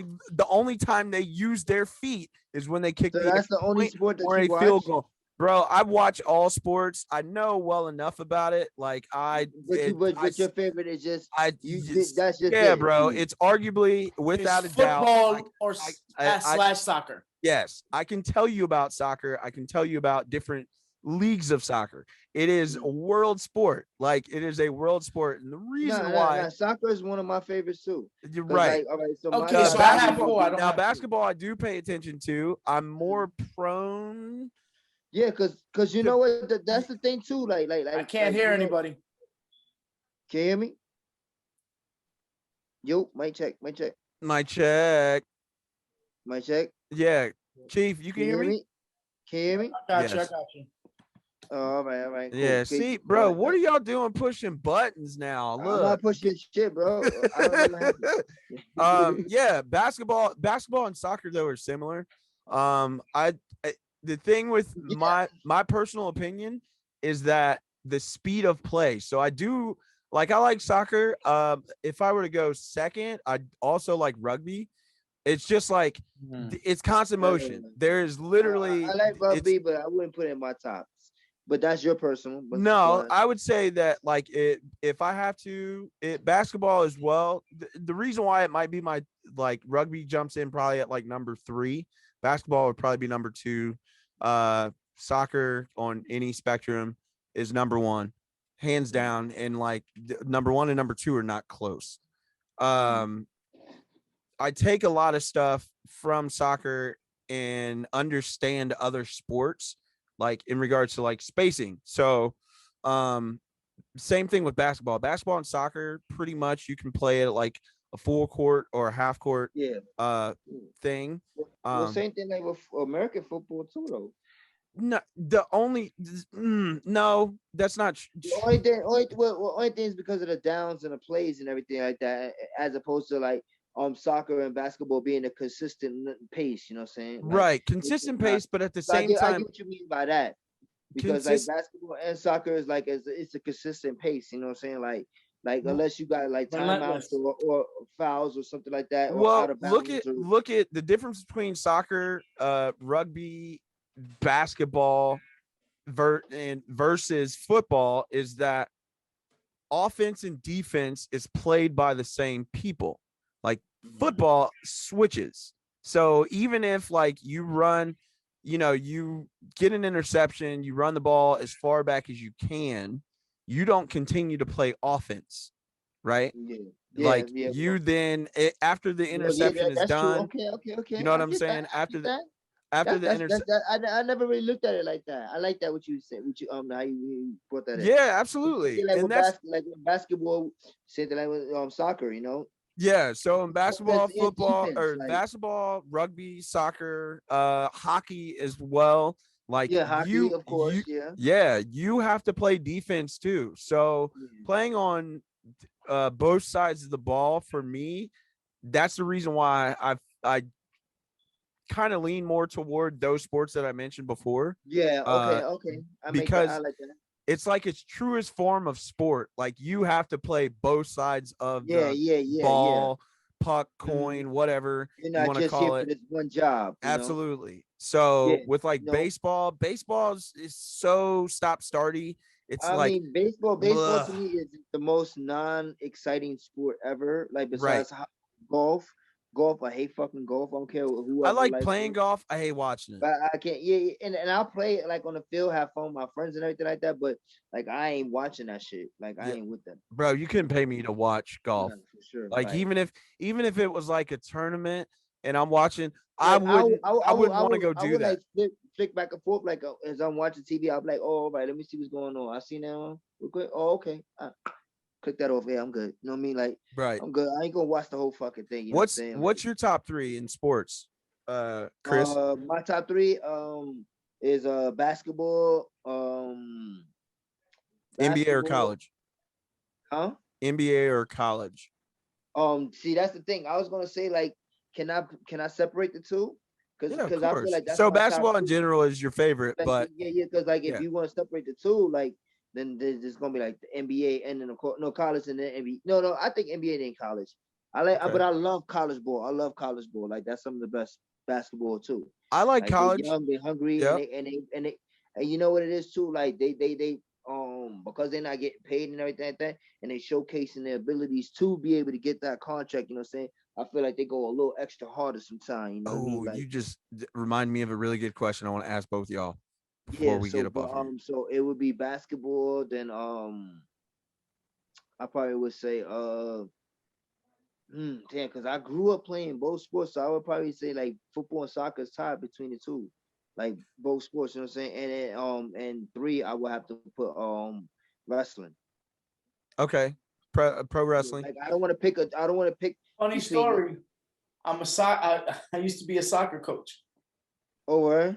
Yeah, Yeah, me and he's too. a soccer coach right now. Yeah, Yeah. well, I'm currently not coaching. Oh, Even though okay. I was asked to jump a high school here in Ohio. I was approached about becoming an assistant coach there. I turned it down just for the like. There's so many mitigating factors as to why I turned it down. It was a really cool opportunity. Just currently I couldn't accept it and give it 100%. So yeah, I still get offers to coach and stuff like that. And That's dope, man. That's yeah, really fucking dope, dude. Like, but I help out. So like the most that I do is like my youngest brother, he's still in high school. So I'll coach his like I'll help and assist with like his select soccer club soccer team. So like while they were doing like their initial winter trainings and stuff like that, I would just step in and coach there. But other than that, yeah. But I like that though. Oh, you used to coach? What did you used to coach? Like say soccer, select soccer. What did you do? I did our county has an intramural tournament. Okay, So our little town had a team and we took them to the championship, I think twice. We nice. lost once, we won Hey, one. So, hey, man, you gotta put a bringing tire home on top, trophies, yeah, trophies. yeah. Drake. And then decided to Right. my kids weren't interested anymore because I coached both of my kids. Yeah. So Okay. they weren't interested anymore, and I just roll with them. That was the only reason I was even coaching. Yeah, kind of the same thing with me, with American football, you know what I'm saying, with my two boys, you know what I'm saying. Shout out to the Bronx Panthers, you know what I'm saying. My son, my oldest, he won MVP that year, you know what I'm saying, and rookie of the year, you know what I'm saying. So They don't play in there no more, do they? nah, well, my oldest, he plays basketball more now, but Okay, so no, he still dabbles in Bronx football. Panthers is trash. All right. Huh? Wow, Don't that's worry about it, homie. We crazy, beat y'all man. niggas. What is We beat up, No, y'all. no, We see, yo? beat New we no. York? beat we Hey, beat y'all hun, Brooklyn. do you We beat remember? y'all Do you Brooklyn remember? Rebels. We Do you beat see y'all what I'm Brooklyn doing right Rebels. here? I made sure that We his beat y'all kids Brooklyn wasn't Rebels. there. We I beat them cleared the niggas air, out here, man. and then they trash. Nah, it's just because you said Bronx. Yeah. Man, that's crazy. I don't New give a York fuck. dudes be trying to fight. All right, so question before I forget this Yeah. because I'm old and we obviously All right, are. but let's wrap this up. So I know because we are super. let's hear your Do you? question. So do you think because I think this is something that the chief had mentioned is do you think that college athletes should get paid? Hell yeah. No, And I heard that they having some kind Ooh. of tournament or something no. like that where like I was listening to shout out to Tyler Kweli, you know what I'm saying? I was listening to Tyler Kweli's podcast he had with Master P, you know what I'm saying? Uh-huh. And not just college but high school also. Like they working on a league, you know what I'm saying, to get these kids paid, you know what I'm saying? Like on a like in general, like they want to build their own league and their own branch and everything like that, you know what I'm saying, and be able to pay So these kids and everything like that. So High like school level? let me see. Let me get this. Go. All right. So Chief thinks that they should play, and you I let think me they clarify don't. real quick before you because you go. know Oh, why? Because I feel like when it, especially when it comes to college, you know what I'm saying, when they have these kids and they have their jerseys and everything like that, and they selling their number and everything like that. Okay, They wait. making You money you at that stepping person. into You know what my I'm saying? Like, point. So why let you me yeah. let can't me get a All little right. percent? Let me make my point. Percentage, but at least give me something. Like, don't let me make my give me point. hey, I don't feel like they should get paid for play. Play, no. You should not get paid for playing. At all. Because why not? Because that's what you your generate money scholarship for the covers. school. You generate money for the school. You have a scholarship. You generate money for the school, though. All right. Now, should you get paid for your likeness in a video game or any other media? Sure. All right, but if I don't think you should get paid for playing at all. I think anything that you generate money into, you should have some kind of like money. So then you're basically saying the death of a scholarship now. So now you should pay your way because I get what you're saying with the scholarship and how they skate away with the free shit. You know what I'm saying? Like, so I get what you're saying with that. No, but like, that's what I'm saying. But still, in the same sense, though, like these certain players who get the scholarship, that's what I'm saying. You can't get a full like. Because if you take away the scholarships, then all of these players that you have, give them nothing. Don't not give them nothing. No, I understand that, and that's why I said for your likeness, like percentage, in a video game. No percentage. If you're in a video game, no, I agree. You should, I'm not saying you should get. I touched a nerve. No, I'm listen. But how do you if you're gonna kill the scholarship, you're not gonna get the amount of talent that you already have in the school right now, because they're gonna have to pay their way. All right. All right. Can I interject? Go ahead, interject. All right. So being someone that has played a college sport, also played semi-professionally, I think, from my personal opinion, motherfucker was wealthy though. No, dude. I'm telling you, that's it. It's just I've just done a lot of stuff. That's it. Yeah. No, like I guess if you want to say wealth in regards to like I've experienced a lot of stuff. Yes, I am wealthy in that. Like I have a lot of life experience, like in a short amount of time, to a point that like people are like, yo, every single time I say something, y'all are like, bruh, what are you doing? It's just I have experienced a lot of life in a short period of time, like crazy amount. That's great. And that's why we love to have you here. That's phenomenal. We need your perspective from the wealthy crowd. Yeah, hell yeah, King. So my personal opinion about athletes is I think at the high school level, they shouldn't be paid to play. I think that for what goes into the taxes and everything like that, and what yada yada yada coming from like education, then whatever it is, public school versus private school, which is kind of where you're seeing like a little bit of a separation, because you have a lot of kids that are being like AAU teams. They're playing on AAU teams. I personally do not like the way that our system of sports is set up in the US. It's completely different anywhere else in the world, where it's connected to an academy system, to where like you have places like FC Barcelona with La Masia Academy. And I know I just butchered that name, but it's world renowned in regards to no, not just soccer. It like you have people like the Gasol brothers that came from FC Barcelona, Ricky Rubio, Luka Doncic played for Real Madrid. There's Dirk played in Germany, and the thing about it is like the setup is it's free for kids to play the sport. If they get found out to be very good, they'll get brought into the youth setup of, teams like Real Madrid, Ajax, Barcelona, Manchester United. You know what I'm saying?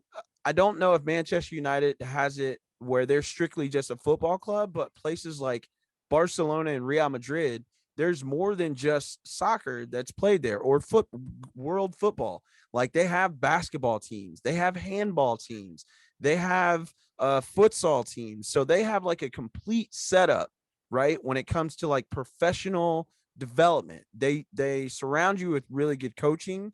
They also have a setup to where it's like, hey, if you want to come here, we're also set up for the kids to learn, study. They'll follow this schedule. They'll do this, that, and the third, right? But like you have dudes that are going pro at like 16, 17. You see what I'm saying? So it's not matching what is set up here in the US. right? And that's where I think the argument is super flawed, because out of all the sports in the American collegiate setup, hockey and baseball are the only two that you can be professional yet not use or lose your NCAA eligibility. Yeah. So you can get drafted, but you can still stay on your college sports team. Now, what if you could do the same thing in the American setup? And I'm pretty much going to drop jewels, but there's so much money that it's free game. And if somebody was able to do this right, then the American sporting setup could evolve immensely. And it could be billions on top of billions of dollars that would come out of this. But there's so much money that is on the table for so many people right now that it is decades away from them actually executing it. So if the American sporting setup overall was like the European or the South American setup, then we would be banking and we would win World Cups. We would win, you know, uh, way more. It's not just all that too. Like it's athletes too. Like What when do it you comes to mean?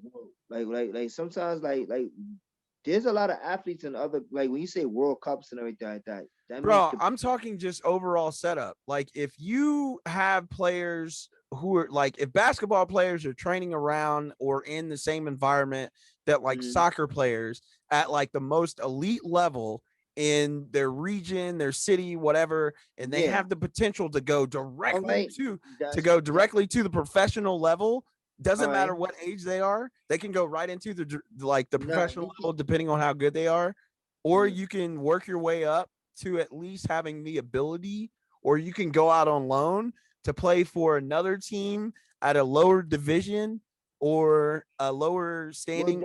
a lot of players do come from lower divisions up to the big leagues. You know what I'm saying? Right. So Like, that's bro, like but look, development too. That's a part of the development. Like that's what I'm saying. Like you got a lot of people that's international also that can play a game just as well as But any other. yeah, but what let's I'm, roundabout back to the original question yeah, is so what I'm saying is, yeah, right, should college players be right. paid? I will get to that. No, I don't think so because Okay, of that's you personally, for and the you've made that simple be reason. you've made that be known. We know exactly why you think that players should not get paid. What I am saying on this level is that the setup for the system that's in place, like the NCAA makes billions of dollars a year I off the understand. likeness of multiple people. There are so many people who get money, right? It's the same argument to me personally. It's the same argument that someone would have, and you are giving off the same rebuttal that if somebody says, or if I say, hey, But you're not answering minimum, the question. Should they yeah, get all paid right. though? Well, see again, I'm trying to at least get people to understand. Yes, No. I think college players should get paid. I think Yeah. there's too much money that is being maneuvered and moving around, right? Because you have Yeah. bowl games, Exactly. you have people that are Okay, making so money. can I ask this question? What? So if they do get paid, does that kill the scholarship system? Dog, college is a business. Why are kids going to college? Why are people going to college? So People should are should go to college for free and get paid? no, dog. Bro, I'm just saying there has to here's be a balance. here's That's what what I'm I'm asking. saying. Here's I what I'm saying. understand what you Right. mean So about that. listen to Like what I I'm get saying that. as a person that's played at a college. If I went to a specific college to play under a specific coach, said coach gets a different job, gets a pay raise because he won off the backs of other people But who I probably kind didn't of make get it. what O was saying though. I definitely get what O was saying. Like I don't think that I'm at disputing his argument and everything because you are going to college, especially because sometimes these certain kids, you know what I'm saying, they maybe come from a different background as opposed to a kid who Right. just came from a But struggle here's like what that. I'm saying as to why that they And should. If your program no, I is, agree. I say they should yeah, too. I I know. say they should, I'm but talking. I'm not saying a full amount. I'm saying they should get some kind of percentage of whatever they like what's being Right. generated. I don't think that there should be a. I don't. Especially under their name. I Especially don't under think their there should name. be a flat fee across the board that everybody should get paid this much. I think that there should be some type of like. And if it was a flat fee like that, and if it was a flat fee across the board and everything like that, then I could understand that too. Well, it would be all right if they got paid a league minimum, right? Depending on where they go. But again, but no, I'm not talking about like, because you talking about college kids. What's the league minimum? Like I don't know, but what I'm saying is $500,000 is the league minimum. So you're telling me I should pay them $500,000? No. I'm saying that there should be some type of minimum. I didn't say a specific league minimum. I can't come up with a number. Yeah, I'm not saying that. I'm saying that it doesn't matter if they give out scholarships. Who cares? The school only has so many scholarships to give out. True. Okay. True. There's how many college? How many kids goes up for like sports too? Like certain All right, let's try to get this in order. I just want to know. This is what I want to know. So if kids are getting paid to go to play, so once you do that, so the people that are there on scholarships, their main goal and purpose was to be there because they have this talent, right? Inherent talent. Yes. So they should get a free ride and get paid. Yeah, I'm just wondering. Yes, that's what I'm saying. Bro. Here's my thing, man. It's not gonna work that way. Because here's what happened. This is gonna take us to our stimulus joke conversation. This is all about capitalism. It's not gonna happen that way. Who cares? I think you are arguing right now on behalf of capitalism. No, I'm not. I'm just saying I don't think they should get paid as far as for play. Why not? On the court, if I go to if you're in a video game, like let's say, my God, let me give you an example. Go ahead. Hold on. I let everybody. Let me get my shit. Okay, go ahead. So, NCAA football is coming back 2022. EA Sports. Right. That's coming back. No players getting paid from that. I think that's wrong. Right. Every single player that's in that game should get a percentage. Yeah, that's using your likeness. Here's the reason. This is the problem. Here's the reason why they don't get paid, because the difference. EA Sports does not put names on players. No, they did. They probably used to. I do remember playing at one point in time. They literally would just say they did before, and they didn't get paid because they had a blanket agreement with the NCAA. Right. That's no longer in play. So now you won't get Notre Dame in the game. Notre Dame won't be in the game. There's certain schools that did not agree with EA Sports to make this game, to put their players or even their likeness in the game. So you will never have a Notre Dame football team inside. Right, because those schools don't want players to get paid. I'm thinking that as far as your likeness, because that's your own, they can't own your likeness. Yeah, I agree with you that they should get paid for that. But yeah, for I do think they should get paid. No, because you're already being given a free ride. That don't mean nothing. That means nothing. That means nothing, dude. Trying to rebuttal your argument too. Is that because you keep on saying that they're giving a free ride? For what? They are literally there to play football. But you also get a degree out of that.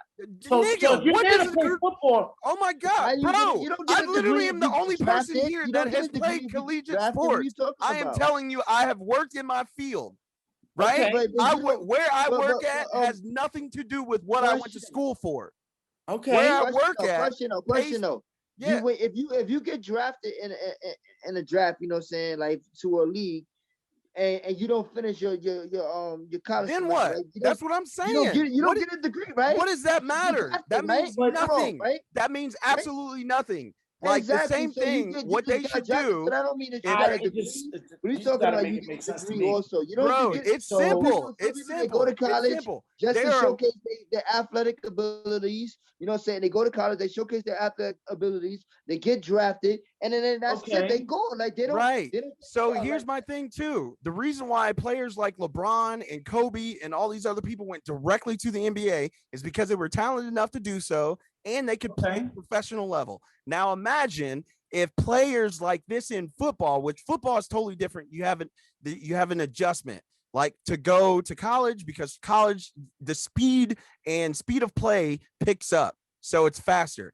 you can't go from high school directly to the NFL unless you were built to play that fast. I get but what you're even saying. still, there's going to be that is true though. That is a nice one that you pointed out. There's a time frame in which you need to actually develop that and right move there forward. Is but it's that's not to the point because it's a physically right. That's exclusive to football.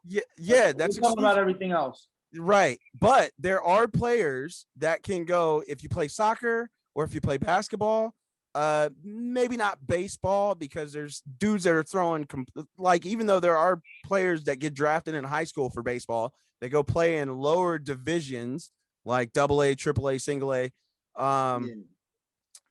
So it's different. It's different.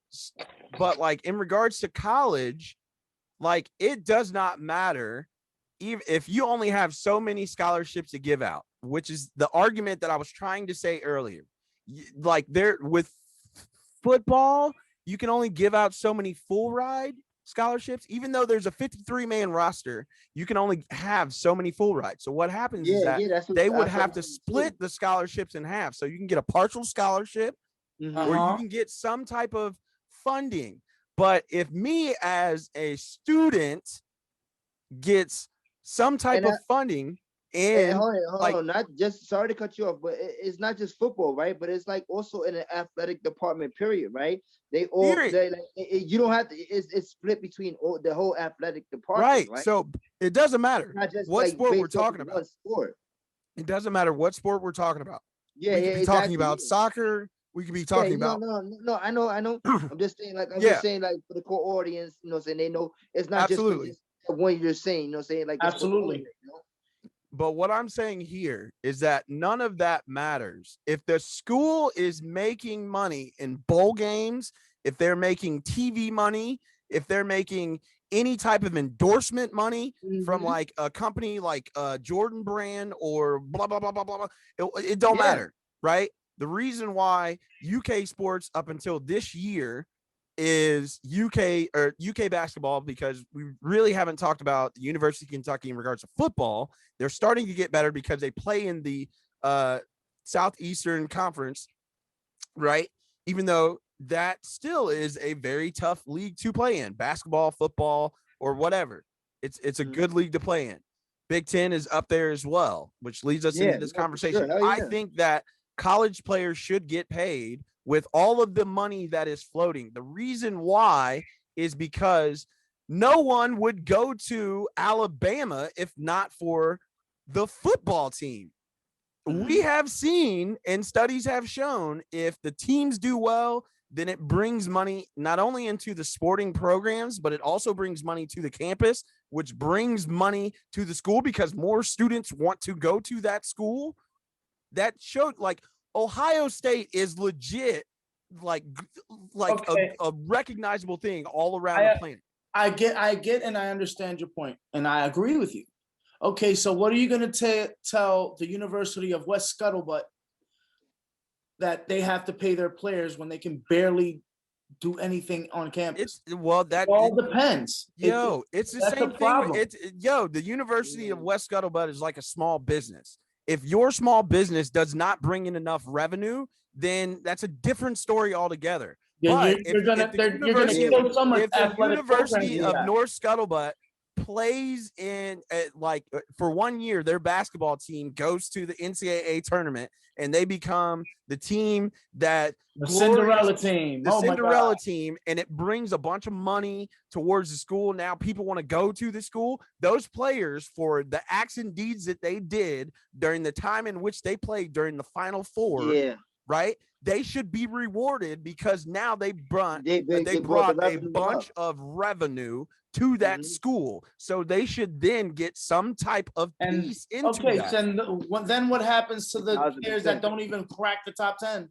What happens to that team? Bro, you are literally just moving the goalposts. I'm not moving the goalposts. I just want to know, because this brings a whole lot of layers. This conversation here is a whole lot of layers in between it. I get what you're saying. Like, they can't just prestigious schools and everything like that. You can't just say one day, all right, we're gonna pay all players. No, because then what are you gonna say? What are you gonna say beforehand? The players from 1995. oh shit, I should have got paid. No, that doesn't mean it. Like if the rules change, bro, it's a Pandora's box that you're gonna open. Listen, that is gonna basically. No, it's not. About it, but No, it's you, not, bro. To me, it's the same thing. I love this. I love y'all. I love this podcast, bro. To me, this argument is the same thing. It's the same thing as talking about trickle down economics. It's literally talking about trickle down economics. The schools are built to make money. Okay, it just so happens to they be don't, and you still implement these types of rules, right? But if a school, like the cost of going to a university or a college or whatever has grown fold over, it's significant. Like, it's crazy. So it's crazy. What we're now. But I'm not trying to cut you off. I'm saying like I understand. So I'm not necessarily. If you have the University of Oklahoma, if you have Oklahoma University, yes, they are willing and able to pay the players. But when you have a Somerset College that barely makes enough to even pay their teachers, and then they have an athletic department, but they can't because it's different. It's different. So it's different. It's not a blanket application. Can't be, and that's why I'm not for it. Yeah, no, but I think not, bro. That's it. It stagnates that type of thinking. In my personal opinion, no, stagnates. That's fine. It stagnates but he makes a very valid point though. He makes a very valid point though. Right. You're gonna kill a lot of athletic programs. I agree with Owen. No, you're not. Just off the strength of you making that Fellas, here's what I'm saying. Coming from a sports admin background, I literally have a Bachelor of Science in Sports Administration. So what I am saying, I've brought multiple arguments to the table. If you aren't willing to even have the conversation about playing athletes, what you should then do is take out all the rules that don't allow for for the benefit of the athletes. So if you don't want to pay the players, but somehow like a college coach who wins off the backs of these kids that he coaches in some way, shape, or form, right? Because you see it often, especially in college football. Quick question. Hang on. I gotta stop y'all from cutting me off because I want to get to this point. So if you are saying that the athletes who are bringing revenue to the school, no matter what they're doing, then you can't even move to a different, like if you went and played for this particular university because this person recruited you, but said person leaves to go off to another school, which is a higher paying job, and you are still at that school, you should then have the option to move and go to a different university. I agree with you. And you should be courted like you are a free agent by other schools. I have no problem with that at all. So again, what I am saying is that it's super easy to layer, right? It's just people don't want to have the conversation because they feel entitled in some way. Not saying you are here. It's just people feel like there can be no evolution of sport. This is the reason why we only dominate in so many sports. When we get to like the Olympics or yada, yada, yada, like there's so much money that is out there in sports. It's ridiculous. Yeah. But the pay-to-play system in a lot of different sports, right? When it comes to like the youth setup, because more often than not, especially from my background in soccer, I am a good coach, in my opinion. I think that I know tactically what to do. I can develop a program. Like I can go from ground up to now I can make like a functional program. You can put me in a high school. You can put me in a small university. I can build pipelines. I've got coaching networks, all of these things. So I know what the value is there. But simultaneously, I also have looked at the different models of sports academies overseas and seeing what that model looks like. When you invest into the program or that particular sport, or if you open up doorways, because institutions of education could now link with professional programs. Imagine if the New York Giants had like, let's say that was just a brand in particular. The New York Giants, not only did they have a football team, but they also had a basketball team. They also had a baseball team. They also had a hockey team. They also had a men and women's professional soccer team, right? And now you build an academy, but all of the New York schools are connected to the New York Giants brand. So not only have they infiltrated multiple sporting arenas in multiple sports in general, but now you've created a pipeline that can build money in. So Yeah, but you would never see that happen for any. I know sport. that's what I'm saying, because there is, it they would won't never do happen. Like you under will not. one umbrella. Yeah, you will not see that happen That would never because happen. there's too much money in that. Yeah, of course, and Too many hands in the pot. Like that was there's so my only like I was saying, my only question was, if you do that, it will do good in the long run. In the short term, it's going to be chaotic, and it's going to kill a lot of athletic programs across the country. I agree with you there. That's the only problem. I agree with you there. The only thing where I may be challenged is that I don't think it's going to kill like the quote unquote, like I said, the small business schools, right? Little junior colleges are going to feel it. They're going to be like, well, really, if I got to pay you, we're not going to have basketball no more. No, if they still operate in the same mold, bro, because you're still going to have students that, like, it's think about it as like an investment, right? If the investment's going to pay you back, it's the same mindset to me. But not certain in the very beginning. Have budgets. And certain, it's the same thing with certain people aren't going to be able budget on the basketball team. Well, not necessarily. If you want to be able to create multiple streams of income, right? You can put all your eggs in one basket, and you can either succeed or fail. And I say like not even like a full like outstanding contract, but especially because these guys are young, you know what I'm saying? Like, and they're like college, young teenager age, young 20s, whatever, you know what I'm saying? And they coming in for that. Like, they don't need, you don't have to with a crazy contract. Like, you don't have to have a crazy contract. You could give them a little something, you know what I'm saying? Because they are. And I just feel like because of that. Do I agree with a stipend? Yes, I do. No, but also I don't agree with them getting full-blown paychecks. They're not going to be able to pay. So now you got the schools that they ain't want to go to school because they know, these guys are only going to give me like, let's just say like $500 for the whole season. You know what I'm saying? Which is going to further deteriorate the market. They give me $10,000. This legit can be like a huge argument, and it's got so many layers, which I think we should have this conversation. I think we spent too much time on this topic. I think we literally it's midnight here.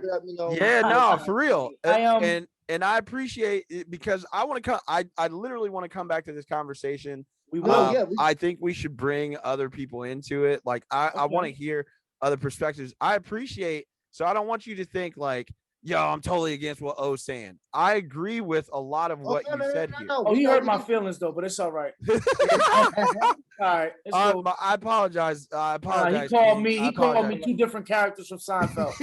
Fuck him at the current moment. At the current moment, is fuck him.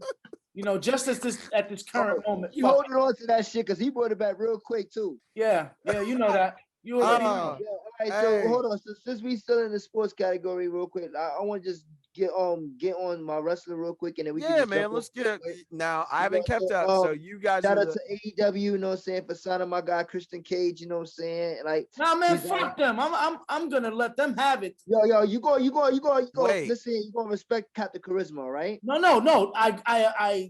I applaud the signing, but I could have heard this on a fucking. I could have heard this on Dynamite. I think it was epic to have it on the pay-per-view. You didn't even let him speak. It didn't take up time. It didn't take up like a crazy amount of time. Where it was the buildup was trash. The buildup was insane. So overhyped, overblown. Show up. He said show up and outwork everyone. That's it. I ain't gotta say nothing else. That's it. So are you upset with the fact that how they announced this? Yes. because it made it seem like we were getting.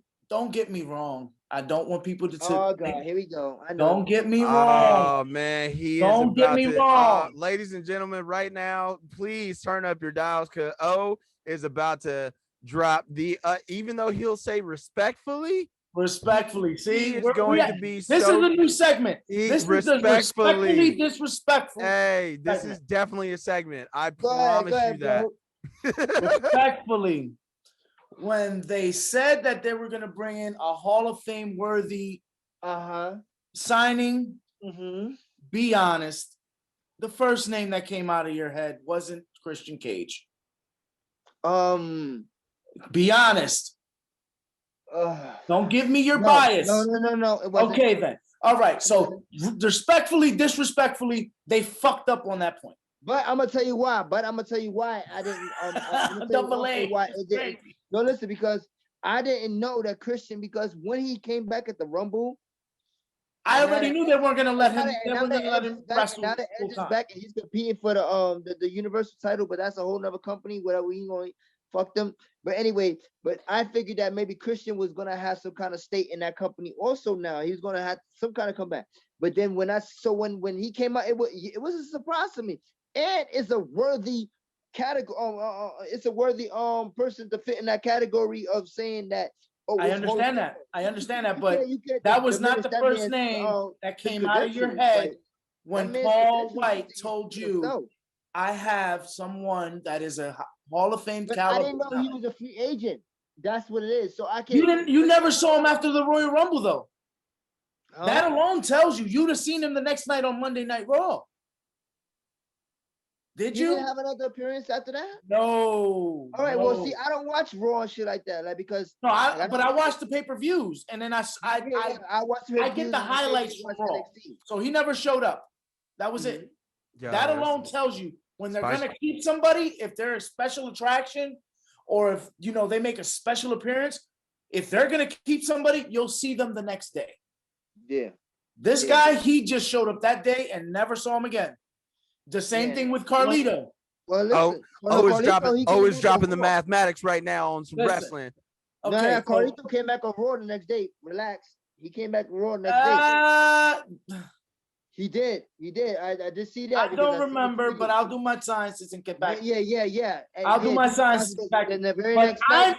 But 99% out of 100, if they're gonna keep you, you'll see them on Monday. Or you'll see them on Thursday if they're going on Friday if they're going to the Blue. Why? Because I follow Shelton Benjamin on IG, and he has like a little storyline where he was pulling Carlito like come on, bring your ass back to work, like you back on Raw. Like I've seen this myself on the IG. He's a free agent now, and yeah, I know he's a free agent. I didn't say he got signed. I did see him on Raw the very next night after he probably but that was just okay. Let's give a little bit more nostalgia. Like we talk about AEW, we not even talk about that. Okay, but speaking about AEW, okay, that was one of my gripes. We could have gotten that off on a tweet. The main event, amazing match, fucking amazing, great match. I can't even say 5-star because the ending was fucking botched. The climax. Oh my god! How are you gonna have an exploding barbed wire match? I don't have anything explode at the end. Like I was thinking the ring was gonna at least implode and listen. If you've ever watched the old what was that? All Japan Pro Wrestling. Oh no, bro. Yeah, hell yeah. And the fucking ring. You just watch the fucking. When I tell you that the fucking ring explodes, it just it breaks down completely. It's an actual explosion. Most of the time, you'll see the wrestlers like scuttle to the sides so they don't get hurt. You know what it is too, though. It makes it look believable. That you seen like that, you gotta look at the where stages is at.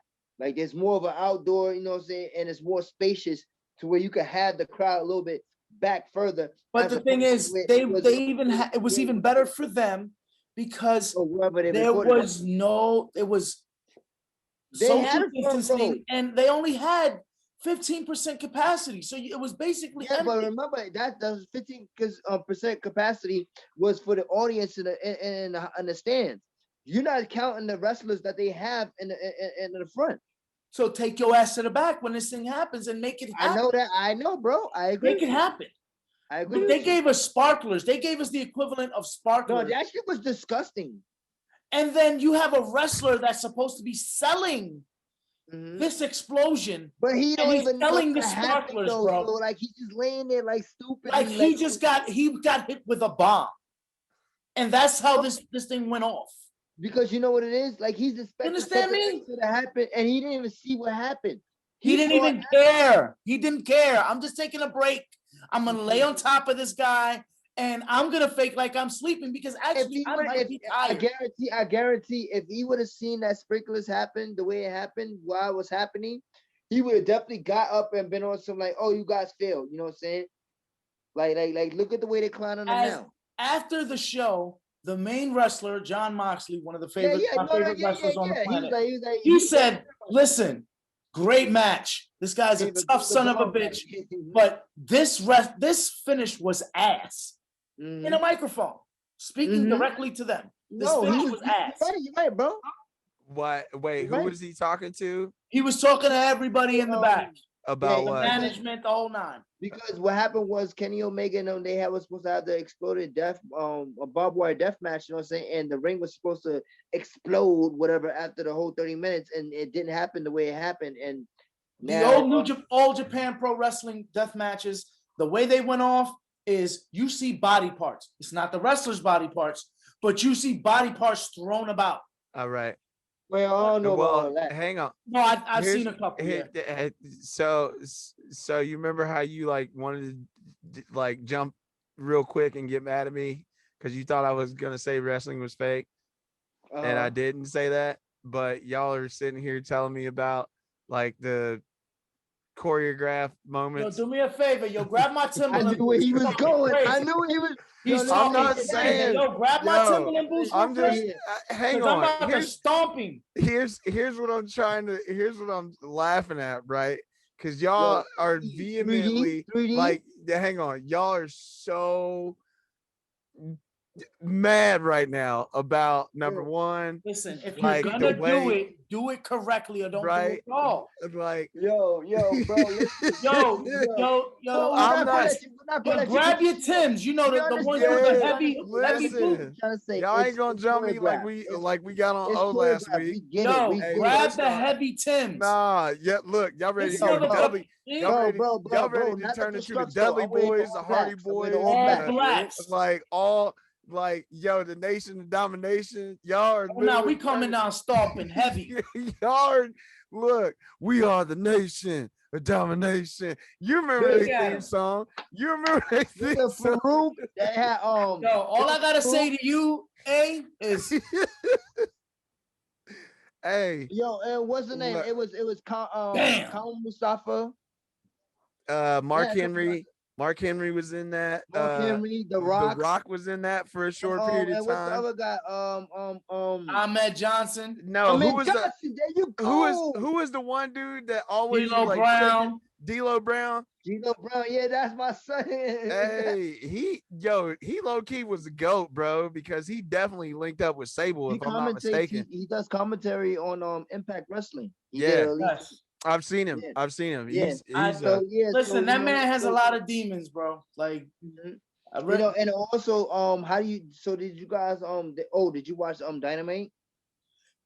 Did you see what happened with MJF and he how he betrayed Jericho and he jumped out of Full Circle? Yeah, and now he has his own crew now running. So I'm interested in seeing what's going on with that one. Wrestling right now, I love wrestling. What's his name? Andreas Amos, whatever his name is. He's also now a free agent now. No, no, he's not. That's not accurate? No, that's not accurate. They denied him his release. Oh, okay. Along with one of my favorite wrestlers, Aleister Black. He asked for his release as well. Oh, okay. And they denied him too. I feel like Aleister Black, Andrade, there's a few wrestlers over there. I feel like Fucking Yo, A, double A. Do me a favor. I'm letting the crowd know. Hey, I'm letting the crowd know I have like literally it's like me watching two grown dudes that speak Portuguese like in front of me just talk straight Portuguese. You see, it's like I know old school Portuguese. Look, right, and I can talk. So now we got to catch him at the corner. You heard me? No. It's like I know old school Portuguese because like I'm pretty fluent in like old languages of Portugueese. Mm-hmm. Y'all are talking like 21st or 22nd century Portuguese, and I'm like, listen, this is all you got to know. Okay. Austin 316. Okay, yeah, I already know what it is. You know that, then you're good in life. I already know what it is, but it wasn't even the rattlesnake. You remember when he had the skull on the? You remember when Stone Cold had the Austin 316 skull? With the coming out the eyes. Yeah, bro, that was. I have that too. The rattlesnake is cool. All right. So, what is your favorite piece of? While I'm gonna jump in here, what's your favorite thing that you've ever owned in regards to like wrestling memorabilia? Is it either like a shirt or something? I had the WCW big gold belt, and that shit got fucking stolen from me. And I got it back in 2003. Wait, say that again? Yeah, because I'm sorry, I almost stepped on you. Go ahead, say that again, bro. The big gold, the WCW belt. Yep. Mm-hmm. All right, that's a hurt piece. That was a hurt piece. I think my favorite memorability piece I had for WWE when I was growing up was WWF actually, and I had the wrestling buddy of Ultimate Warrior. Hey, Ultimate Warrior is my dude. Because at the time I think they only had like 3 or 4 of them. I know they had $1 Million Man, they had Ultimate Warrior, and they had Hulk Hogan. Ultimate Warrior is like the real life embodiment of Cocaine Bear. If you guys aren't familiar. You never heard of Cocaine continue Bear? To disrespect, man. No. All right. So if no one ever has heard the story of Cocaine Bear, it basically is a story. I think it was like 1985. It all stems from someone that worked in law enforcement from Kentucky and other people that worked in this law enforcement that retired out. They end up being involved in drug smuggling. So they were flying drugs in to the country. No, they were flying drugs into the country. So what ended up happening is the guy that, like, if you look up the story of Cocaine Bear, I will post it. I'll send you. I'm reading on it right now. Yeah, it's in making a movie. It's in Rolling Stone. So they're making a movie. And do me a favor, pardon me real quick. Go ahead. Look up the Grammys real quick so we can hit that. Absolutely, man. We have to hit that next week. Yeah, we got it. I want to see who wins the Grammys. So what we want to do is we want to talk about who's won the Grammys. We're gonna give our recaps about what we liked. To be honest, we should go of who we want to win and who won. Yeah, that's what I'm saying. Like real quick, like just look up who's the nominees real quick. And we're just gonna make our predictions, and then we can close it out. So while O looks that up, and we're getting ready to wrap this up, everybody, because I appreciate y'all being with us. This is but it's been super long form. But Cocaine Bear stems from a gentleman, like I said, that was used to work in law enforcement and then retired out, and then ended up living on the other side of the law. Went into drug smuggling and different things like that, but he ended up being found dead with a parachute in some part of the country, and then some 60 miles away, the plane that he was flying flew, I guess, on autopilot and crashed. But Cocaine Bear came from this bear that found a duffel bag that I think had over like 70 pounds of cocaine in it, and it literally ate the cocaine. So like the bag was just now didn't have nothing to do with this. No, it did. So the bag came from you wow. The bag came from my God. The bag came from old boy's plane, but along the way, the bear ran across the bag, ate the cocaine. Oh, that's crazy. And then like at that, like I seen this meme before because they talked about Cocaine Bear, and they were like, "Yo, for like 3 minutes, and however many seconds, that animal was like the most top, the largest apex predator, or like the most vicious apex predator on the planet. You know what I'm saying? You got a bear. Like, I don't know if it was a black bear or a grizzly bear. It was a brown bear. It's actually it was a grizzly bear, bro. So one of the biggest fucking bears I've ever seen. So a grizzly bear was out in the woods and came across some cocaine and then ate it, poodle, and then wreaked absolute havoc for like 3 minutes or however many. But like I guess the examiner that found his body and examined his body had actually like said that like hematomas, like everything that could have happened to this animal happened, and like just like, bro, but like he was such a savage for bro. Cocaine Bear was such a savage for at least like a good 5 minutes. Cocaine Bear would have got some cocaine pussy real quick. No, dude. Cocaine Bear would have like just wrecked everything. If he'd have had a human in front of him, he'd have probably talked to him. Yo. All right, so I got the what are we doing? We doing so let's go into the Grammys. Let's talk about who we think our predictions. R&B and rap. I don't really okay, so for R&B, best R&B performance. Who do you have? I'm gonna give you the nominees and then you tell me who you want. All right. I have Lightning and Thunder by Jhené Aiko and John Legend. Okay. We have Black Parade by Beyonce. Mm-hmm. We have All I Need, Jacob Collier featuring Mahalia and Ty Dolla $ign. You have Goat Head by Brittany Howard and See Me by Emily King. I've listened to none of those songs. Either. I'm going with John Legend. John Legend, Jhené Aiko. I guess that would be my pick. Okay. Well, I was gonna say B, but go ahead. Y'all can rock with Legend too, though. All right. So traditional R&B performance. Sit On Down by the Baylor. All right. See, we're not gonna do this because y'all might have not listened to any one of these motherfuckers. Okay, so we got Chloe and Haley. We got they should win it. Gene Baylor and Marcus Baylor. We have Lettucey and Yeba. Who y'all want to win? Chloe and Haley, man. That's only because I know who they are, kind of. Yeah, Black Queens, Black Excellence. Black Queens, man. Better Than I Imagined, featuring her.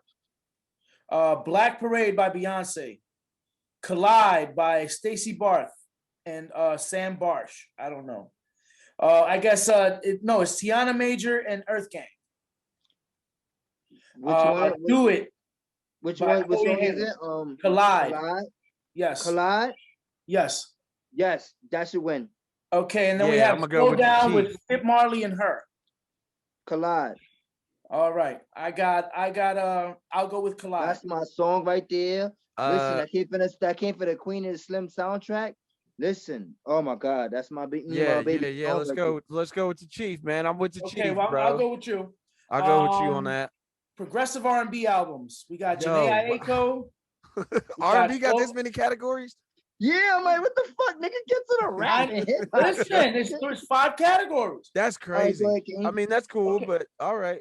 We have Jhené Aiko, Chloe and Haley, Free Nationals, and Robert Glasper and Thundercat. I'm going with the Free Nationals. Anything Thundercat, I'm totally down for. I'm going with, I like Anderson .Paak, and I like the Free Nationals. So, bro, if y'all have not listened to Dragon Ball Do-Rag by Thundercat, please go listen to it right now. Okay, so it's so dope. Best R&B album. All right. Oh, here we go. This is important. Happy to Be Here by Ann Clemens. Mm-hmm. Take Time by Giveon. Mm-hmm. To Feel Loved by Luke James. Mm-hmm. Bigger Love by John Legend. Or All Rise by Gregory Porter. As much as I like John Legend, I think I listened to that Giveon project a little bit more. Damn, that's what I'm going to be. Yes. For last year for Grammys? Yeah, I know. This shit is wild. What? Exactly. Wait, so I'm gonna take I'm gonna take Giveon out of that because John Legend has too many. Hang on. So what's the controversy? I think Giveon should grab one. What's the controversy? There's a lot more R&B albums that should be on here that are not. Yeah, it seems like a lot of came out people got last year. slighted. But again, I think that's the same argument that everybody's had with the Grammys. Yeah, but The let's not Grammys- jump. All right, jump- let's not jump into dwell that too one. much because I got rap. Yeah, I know. exactly. Yeah, Go that's ahead, what I'm pick- saying. I'll pick I'm that not one. here to argue. It's just like So I Best didn't. rap I'll pick for that performance. one. I'll just give it to Giveon. Well, next podcast Black when they King. go for the nominees, we'll deep dive into that. Okay. Yeah. Cool. Let's All do right, that. and wait, let's go into hip hop, please. Now, All right, I'm in rap right now. Best go, rap there we go. performance. Deep Reverence, Big Sean and Nipsey.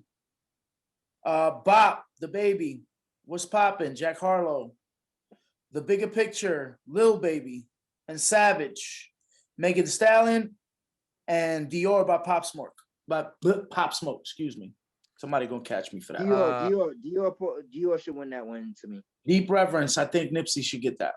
No, listen, I think Deep Reference is a better song, but Dior was a bigger song. Okay, I can agree Deep with Reference, because Deep Reference, it just reference, right? It's not reference. you. Deep Reverence. Is that song of the Reverence, year? Or that's not song of the Best year. rap performance. Best rap performance. I think it's a better song, you know what I'm saying? But what really was a bigger song is it was Dior. That Pop Smoke, that shit was a movement. All right, so let's keep moving. Well, let me get mine here because I would actually like to see Nip win this. Yeah, that's what I'm saying. Only because he's gone, like, and it don't feel the same. But for the me. state, so they had a chance, and they had a chance. Sorry to cut you off, King. They had a chance to do it to him and do it right with Victory Lap, and they fucked it up. I don't care what nobody say. Victory Lap was the best. And I think that album they're gonna came fix out. this. They're gonna fix this there. And they're gonna jack it up. And it's not worthy enough because he's gone. I know. Man, fuck that. Yeah, but Pop Smoke is Okay. also gone too. All right, let's keep moving. Let's keep moving. What was bigger? Is it always the bigger one, or are we actually talking about what is best? So that's the argument. All right. So what's All right, best? let's keep moving. Let's keep moving. You right? Best melodic rap. Yeah, we'll come back. Rockstar featuring The Baby featuring Roddy Ricch. Laugh Now, Cry Later, Drake featuring Lil Durk. Lockdown, Anderson .Paak. The Box by Roddy Ricch, and Highest in the Room by Travis Scott. I have with The Box. I have Laugh Now, Cry Later.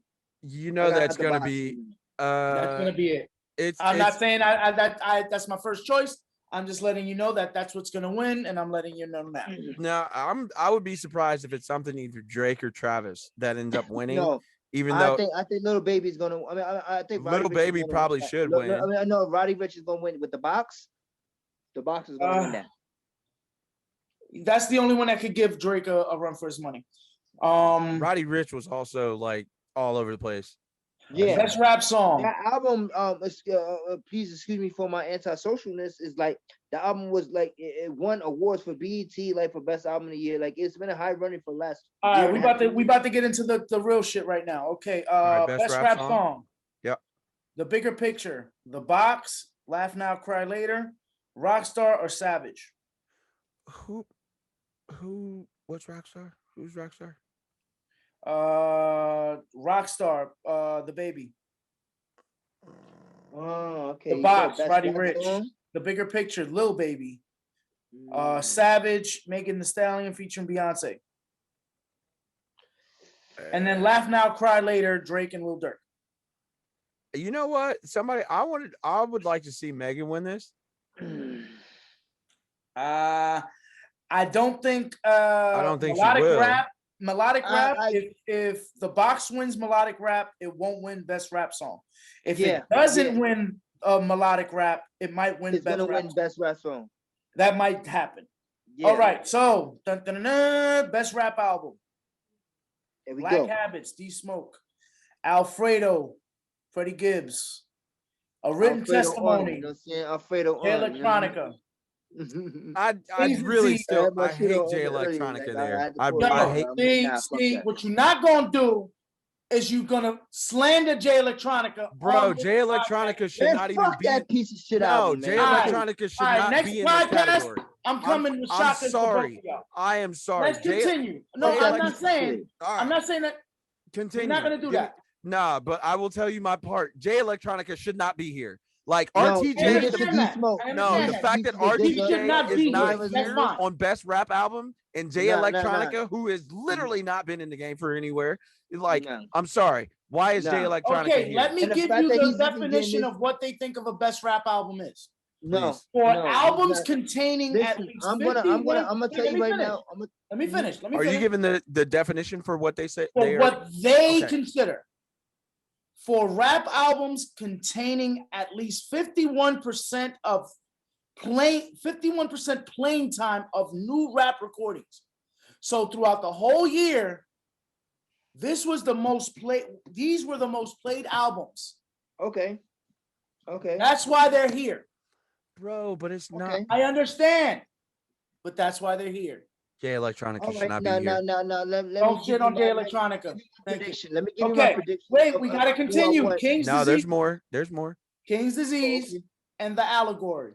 This, other than Jay Electronica and D Smoke, this is one of the hardest ones I've ever seen in a while. Cause Alfredo was fucking fire. Out of all, King's disease and the allegory. Allegory was tight. I'm All right. going with Alfredo. Okay, fair. I'm going with Alfredo. That shit was very well put together. Nas King's disease. That's it. Of course, we know you we got a hoodie. We understand. Nas King's disease. That's it. That's all you gotta say. You know. All right. Let's wrap this up because I want to come back next week. I will say the to... allegory. We all picked something totally different. Listen. If it's not King's disease, it's gotta be Alfredo. That's it. No, it could be allegory too. That was a great. I'm not putting allegory. Because you know why? Because I feel like the Book of Ryan was better than allegory. Fuck, get out of my head. So therefore, I'm not putting the allegory in that conversation because they fucked him last year, so they're trying to give it to him this year. Even he understands that because the Book of Ryan was perfect. And therefore, because that material is not up to par, at least on my opinion. Like I think it's up to par, but I don't think it's a better album than the other two.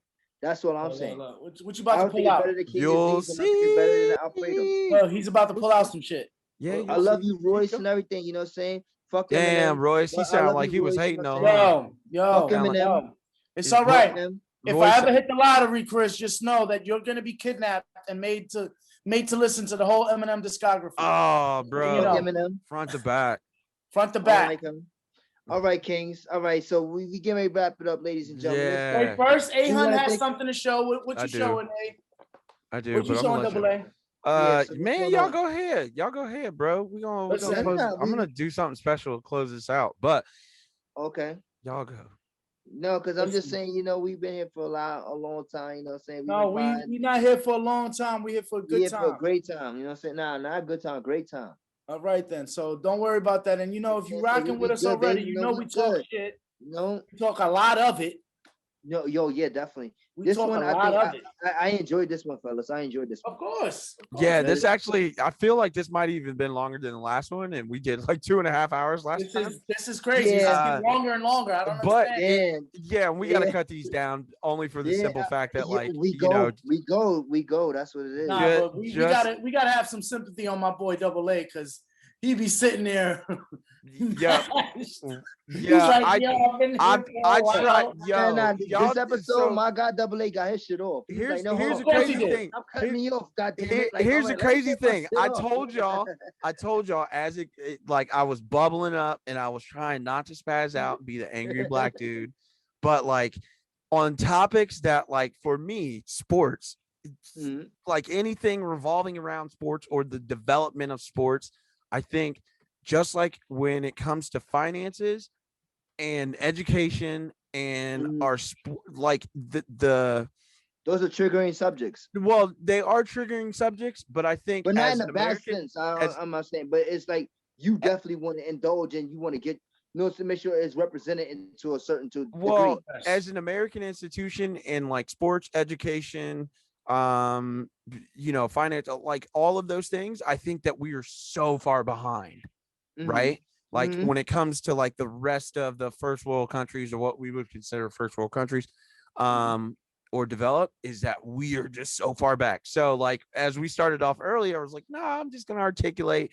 And then like I could not get to a place where I was comfortable of like rounding a point. And I know a lot of people sometimes probably like hate my guts because or just like get super tired. Not saying it's y'all too, because we just get into like very discussions and debates and things like No, that. yeah, So I yeah, never yeah, get no. mad at y'all for real, for real.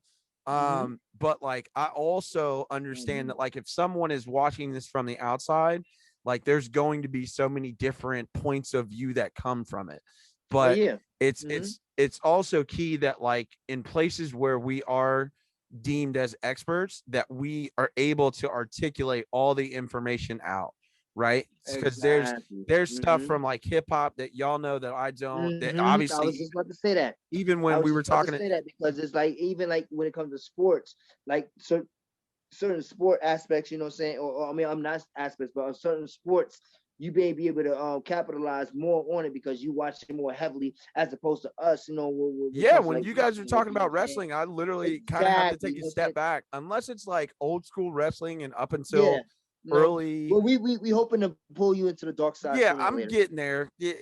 I'm working it a little bit. Welcome You back, know, my child. I'm coming in a little bit, man. Listen, y'all, bro.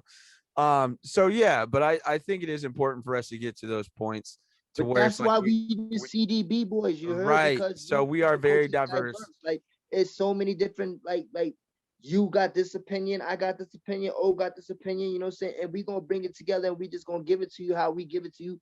And it's gonna be three different mind frames. We're not gonna all agree. We made some last week it was me and you tag teaming him. This week it was more me and him tag teaming. Pause.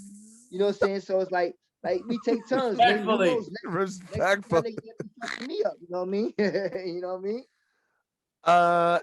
Yeah. So before Raekwon versus Ghostface next week, so we're probably going to. It's going to be a little bit longer before we get our next podcast out, or we might have to do it beforehand. So then Saturday we can all link up and watch. Oh yeah, we gotta watch that as a family. So yeah, Yeah. you know, shout out to Swiss and Tim and Ghostface and Raekwon. I'm like the last time I said that I wasn't really excited for this. Like I, as a Wu-Tang fan, I am excited because I just want to see anything Wu-Tang anyway, right? I'm just disappointed in the matchup Yeah, I because don't I like. feel like I you don't could give just a fuck so about the much matchup, more with bro. that. We getting a celebration here. Yeah, That's it's all. more. No, As yeah, long I as you know, can but it could celebrate have been more it could have Wu, been bigger it's though. all It could have right. been bigger, It's bro, because you got yo. these two. It could have been, and they could have went against Ray I and know, Mac. but It sometimes it's don't not about warfare, it's matter. about It don't celebration. matter. That's why I can't wait. I'm for it. Uh. No, And I on can't that wait note, too. I think we I should don't end it care what right here with anybody else say. Niggas this are right talking here. shit about they ain't watching it. Fuck y'all niggas. I I'm don't give a fuck. watching that I'm shit. watching it. We're probably I'm, all gonna have a watch party and we're gonna watch it together. Cause that's a So we need to fact. get I'm you with on it. Discord, bro. I'm You with need to it. come I'm through on with it. Discord. yo, I Let's if do I it. jump in the Discord, like our group You heard? Discord is crazy. Like that is Me too. yeah. No, Anytime you guys talk about you heard? uh the Discord, I'm like, yo, what happened? And then y'all just come in like, man, listen, fam. Need to. Yo, I can't. Yes, you can. I do like how Omar literally put somebody in absolute like the firing line because some dude posted about not being a fan of Wu and not Oh yeah. having any Oh type of yeah. Nah. like understanding. No, All right, so he made this post and he said, I might get killed for this. right, Oh number yeah. one. Let me make sure you do. Get Yeah, killed for this. yeah, I might get Make killed for this. sure Number you get one. Number annihilated for this. two, I'm See, not familiar with this was a anything cookout. Wu Tang, and then he proceeded to disrespect Wu Tang, which you do not do. Number one. Number two, all of the daggers, the nunchucks, the katanas, The everything Shurukins. went straight at that dude's neck, and he was not protecting his neck and adhering. Like He was not adhering to the number one rule of Wu Tang, which is what protect your neck. he definitely left his neck super exposed. On that note, listen, this is the C.D.B podcast. Man, you got what we got out. No, hang on before we leave. I need y'all to just do your little shots first. Then I got a special surprise, and then we will head out of here. Oh, what you mean? Oh, listen, live from the block. Well, right now, currently, I'm in Wu-Tang City, Shaolin, you heard with my wallabies on. You feel me? Yeah. But Smoking a woolly. no, Oh, no, no, No, relax. don't do that. Don't do Relax. that. Relax, bro. Relax. we're not doing the woolies. I don't condone and nor endorse Bro, smoking of woolies. first off, Thank you. Hey, no, real talk. I have no idea what that is. Sir, just know that we're not going to talk about it here. Health. We're not going to talk about it. Yeah, We're not gonna, yeah. We're not going to talk about All it. right, and on that note, this is your boy OE, and I'm out. Yeah, Chief. All right, you already know what it is. It's your boy Chief Chris, you know what I'm saying? AKA the Creator Chaos, AKA Mr. I don't give a fuck, you know what I mean? AKA like this is all we got, you know what I'm saying? Like Whoa, shout that's out crazy. to OE, shout out to A-Hun The Shogun, you know what I'm saying? Hey. And just big ups to everybody. Like I said, most definitely, shout out to everybody who's listening to us, who's supporting us, who's sharing us, you know what I'm saying? And make sure you guys also like, subscribe, share the podcast on any platforms that you have, you know what I'm saying? Just make sure, you know what I'm saying, because we always supporting everybody else, you know what I'm saying? Like, it's not just always about us. We plug everybody's shit, so just want to, show love to everybody, you know what I'm saying? And appreciate everybody for tuning in and enjoying us on our ride, you know what I'm saying? All right. By the way, I have one new nickname. My name is called Mr. Respectfully. Mr. Respectfully. Yo, I actually do think we need to do that respectfully, disrespectfully segment. Because that's a new segment. Anytime I hear it and you go, respectfully, oh bro, he is about to disrespect whoever he's or whatever he's out of them. Yeah. Respectfully disrespectful. So, ladies and gentlemen, boys and girls, thank you all for joining us here, the Culturally Diverse Boys. I am one of the co-hosts here, A-Hun The Shogun, and I appreciate you all for joining us. Something that I did on the Shogun News Update, which you can find on YouTube and Twitch and Facebook. Primarily, I started off in Facebook, but now I'm able to stream it to all the other two platforms. And I announced that if you do something, I am doing a giveaway. So in that regard, what I am actually going to be giving away is edition number 1 of The Last Ronin and edition number 2 of The Last Ronin, the Teenage Mutant Ninja Turtles Last Ronin. This is a collector's item. It was very difficult for me to come across number 1 because I had to go to a couple different places, and I found number 2. So I will be giving those away. How you can actually win these things, which doesn't require much. Follow me on my socials. Again, I will drop the quote unquote link tree in the subject line. Not only that, you should share this podcast as well. This will be going. So this giveaway will be going until March 30th. So, or excuse me, April 2nd. I apologize because I would have shorted you a little bit. So I will be announcing the winner for the giveaway for the issue number 1 and issue number 2 of The Last Ronin, Teenage Mutant Ninja Turtle.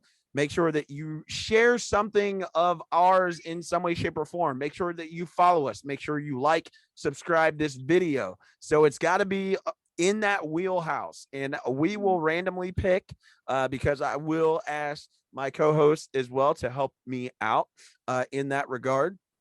I like this idea right here, though. We will be doing giveaways like this as we grow because we think that is important to reward our listeners, our viewers, everything like that. I wanted to extend this. And again, part of the reason why we are culturally diverse boys is because we also fall in the wheelhouse of nerds. I am a nerd. You can tell. I'm an old nerd. I'm a geek. I like anime. I like comics. I like rap. sports. I like anime. You know what I'm saying? We gotta cover that one day. I love to do cosplay. We can go into an in-depth cosplay conversation. Yeah, we gotta cover that one. Go there. So I got cosplay stories that involve like some role playing. So it's not like cosplay like going out. You in the BDSM, my guy? This motherfucker here. Listen, just because you got some chick to dress up like Sailor Moon is not cosplay. Wait, who dressed up like Sailor Moon? Mike, what do you mean? No, Dressing up, he that got that he that got sounds her. like cosplay. Who Yeah, says? no. Oh, you He got telling her. He the got T? her to dress up so he can take it off. It's not I thought cosplay. you said you dressed me Oh like Sailor wow! Moon. That's not Oh wow! You cosplay. talking about that type of role playing? That's That's crazy. what Yeah. he's talking about. I'll be Yeah. tuxedo mask. Oh, he is wilding, yo. See, No, you I see? we could definitely get into conversations where we could talk about how I dressed up as Deadpool while he was wearing the Bruce Lee jumpsuit, and I walked around Electric Man, Forest with glow stick nunchucks, but I was still in character of Deadpool. But again, I'm just walking around in like the Bruce Lee yellow jumpsuit with like a Deadpool mask on and like messing with people like I am in full character as Deadpool and like cracking jokes, messing with people. I end up running across these random like white Southerners that had like the rebel That sounds flag. like a Yeah, it story was for crazy. the next podcast. Crazy. Let's do It was it. crazy. But again, we can have those conversations because that, yo, Sir.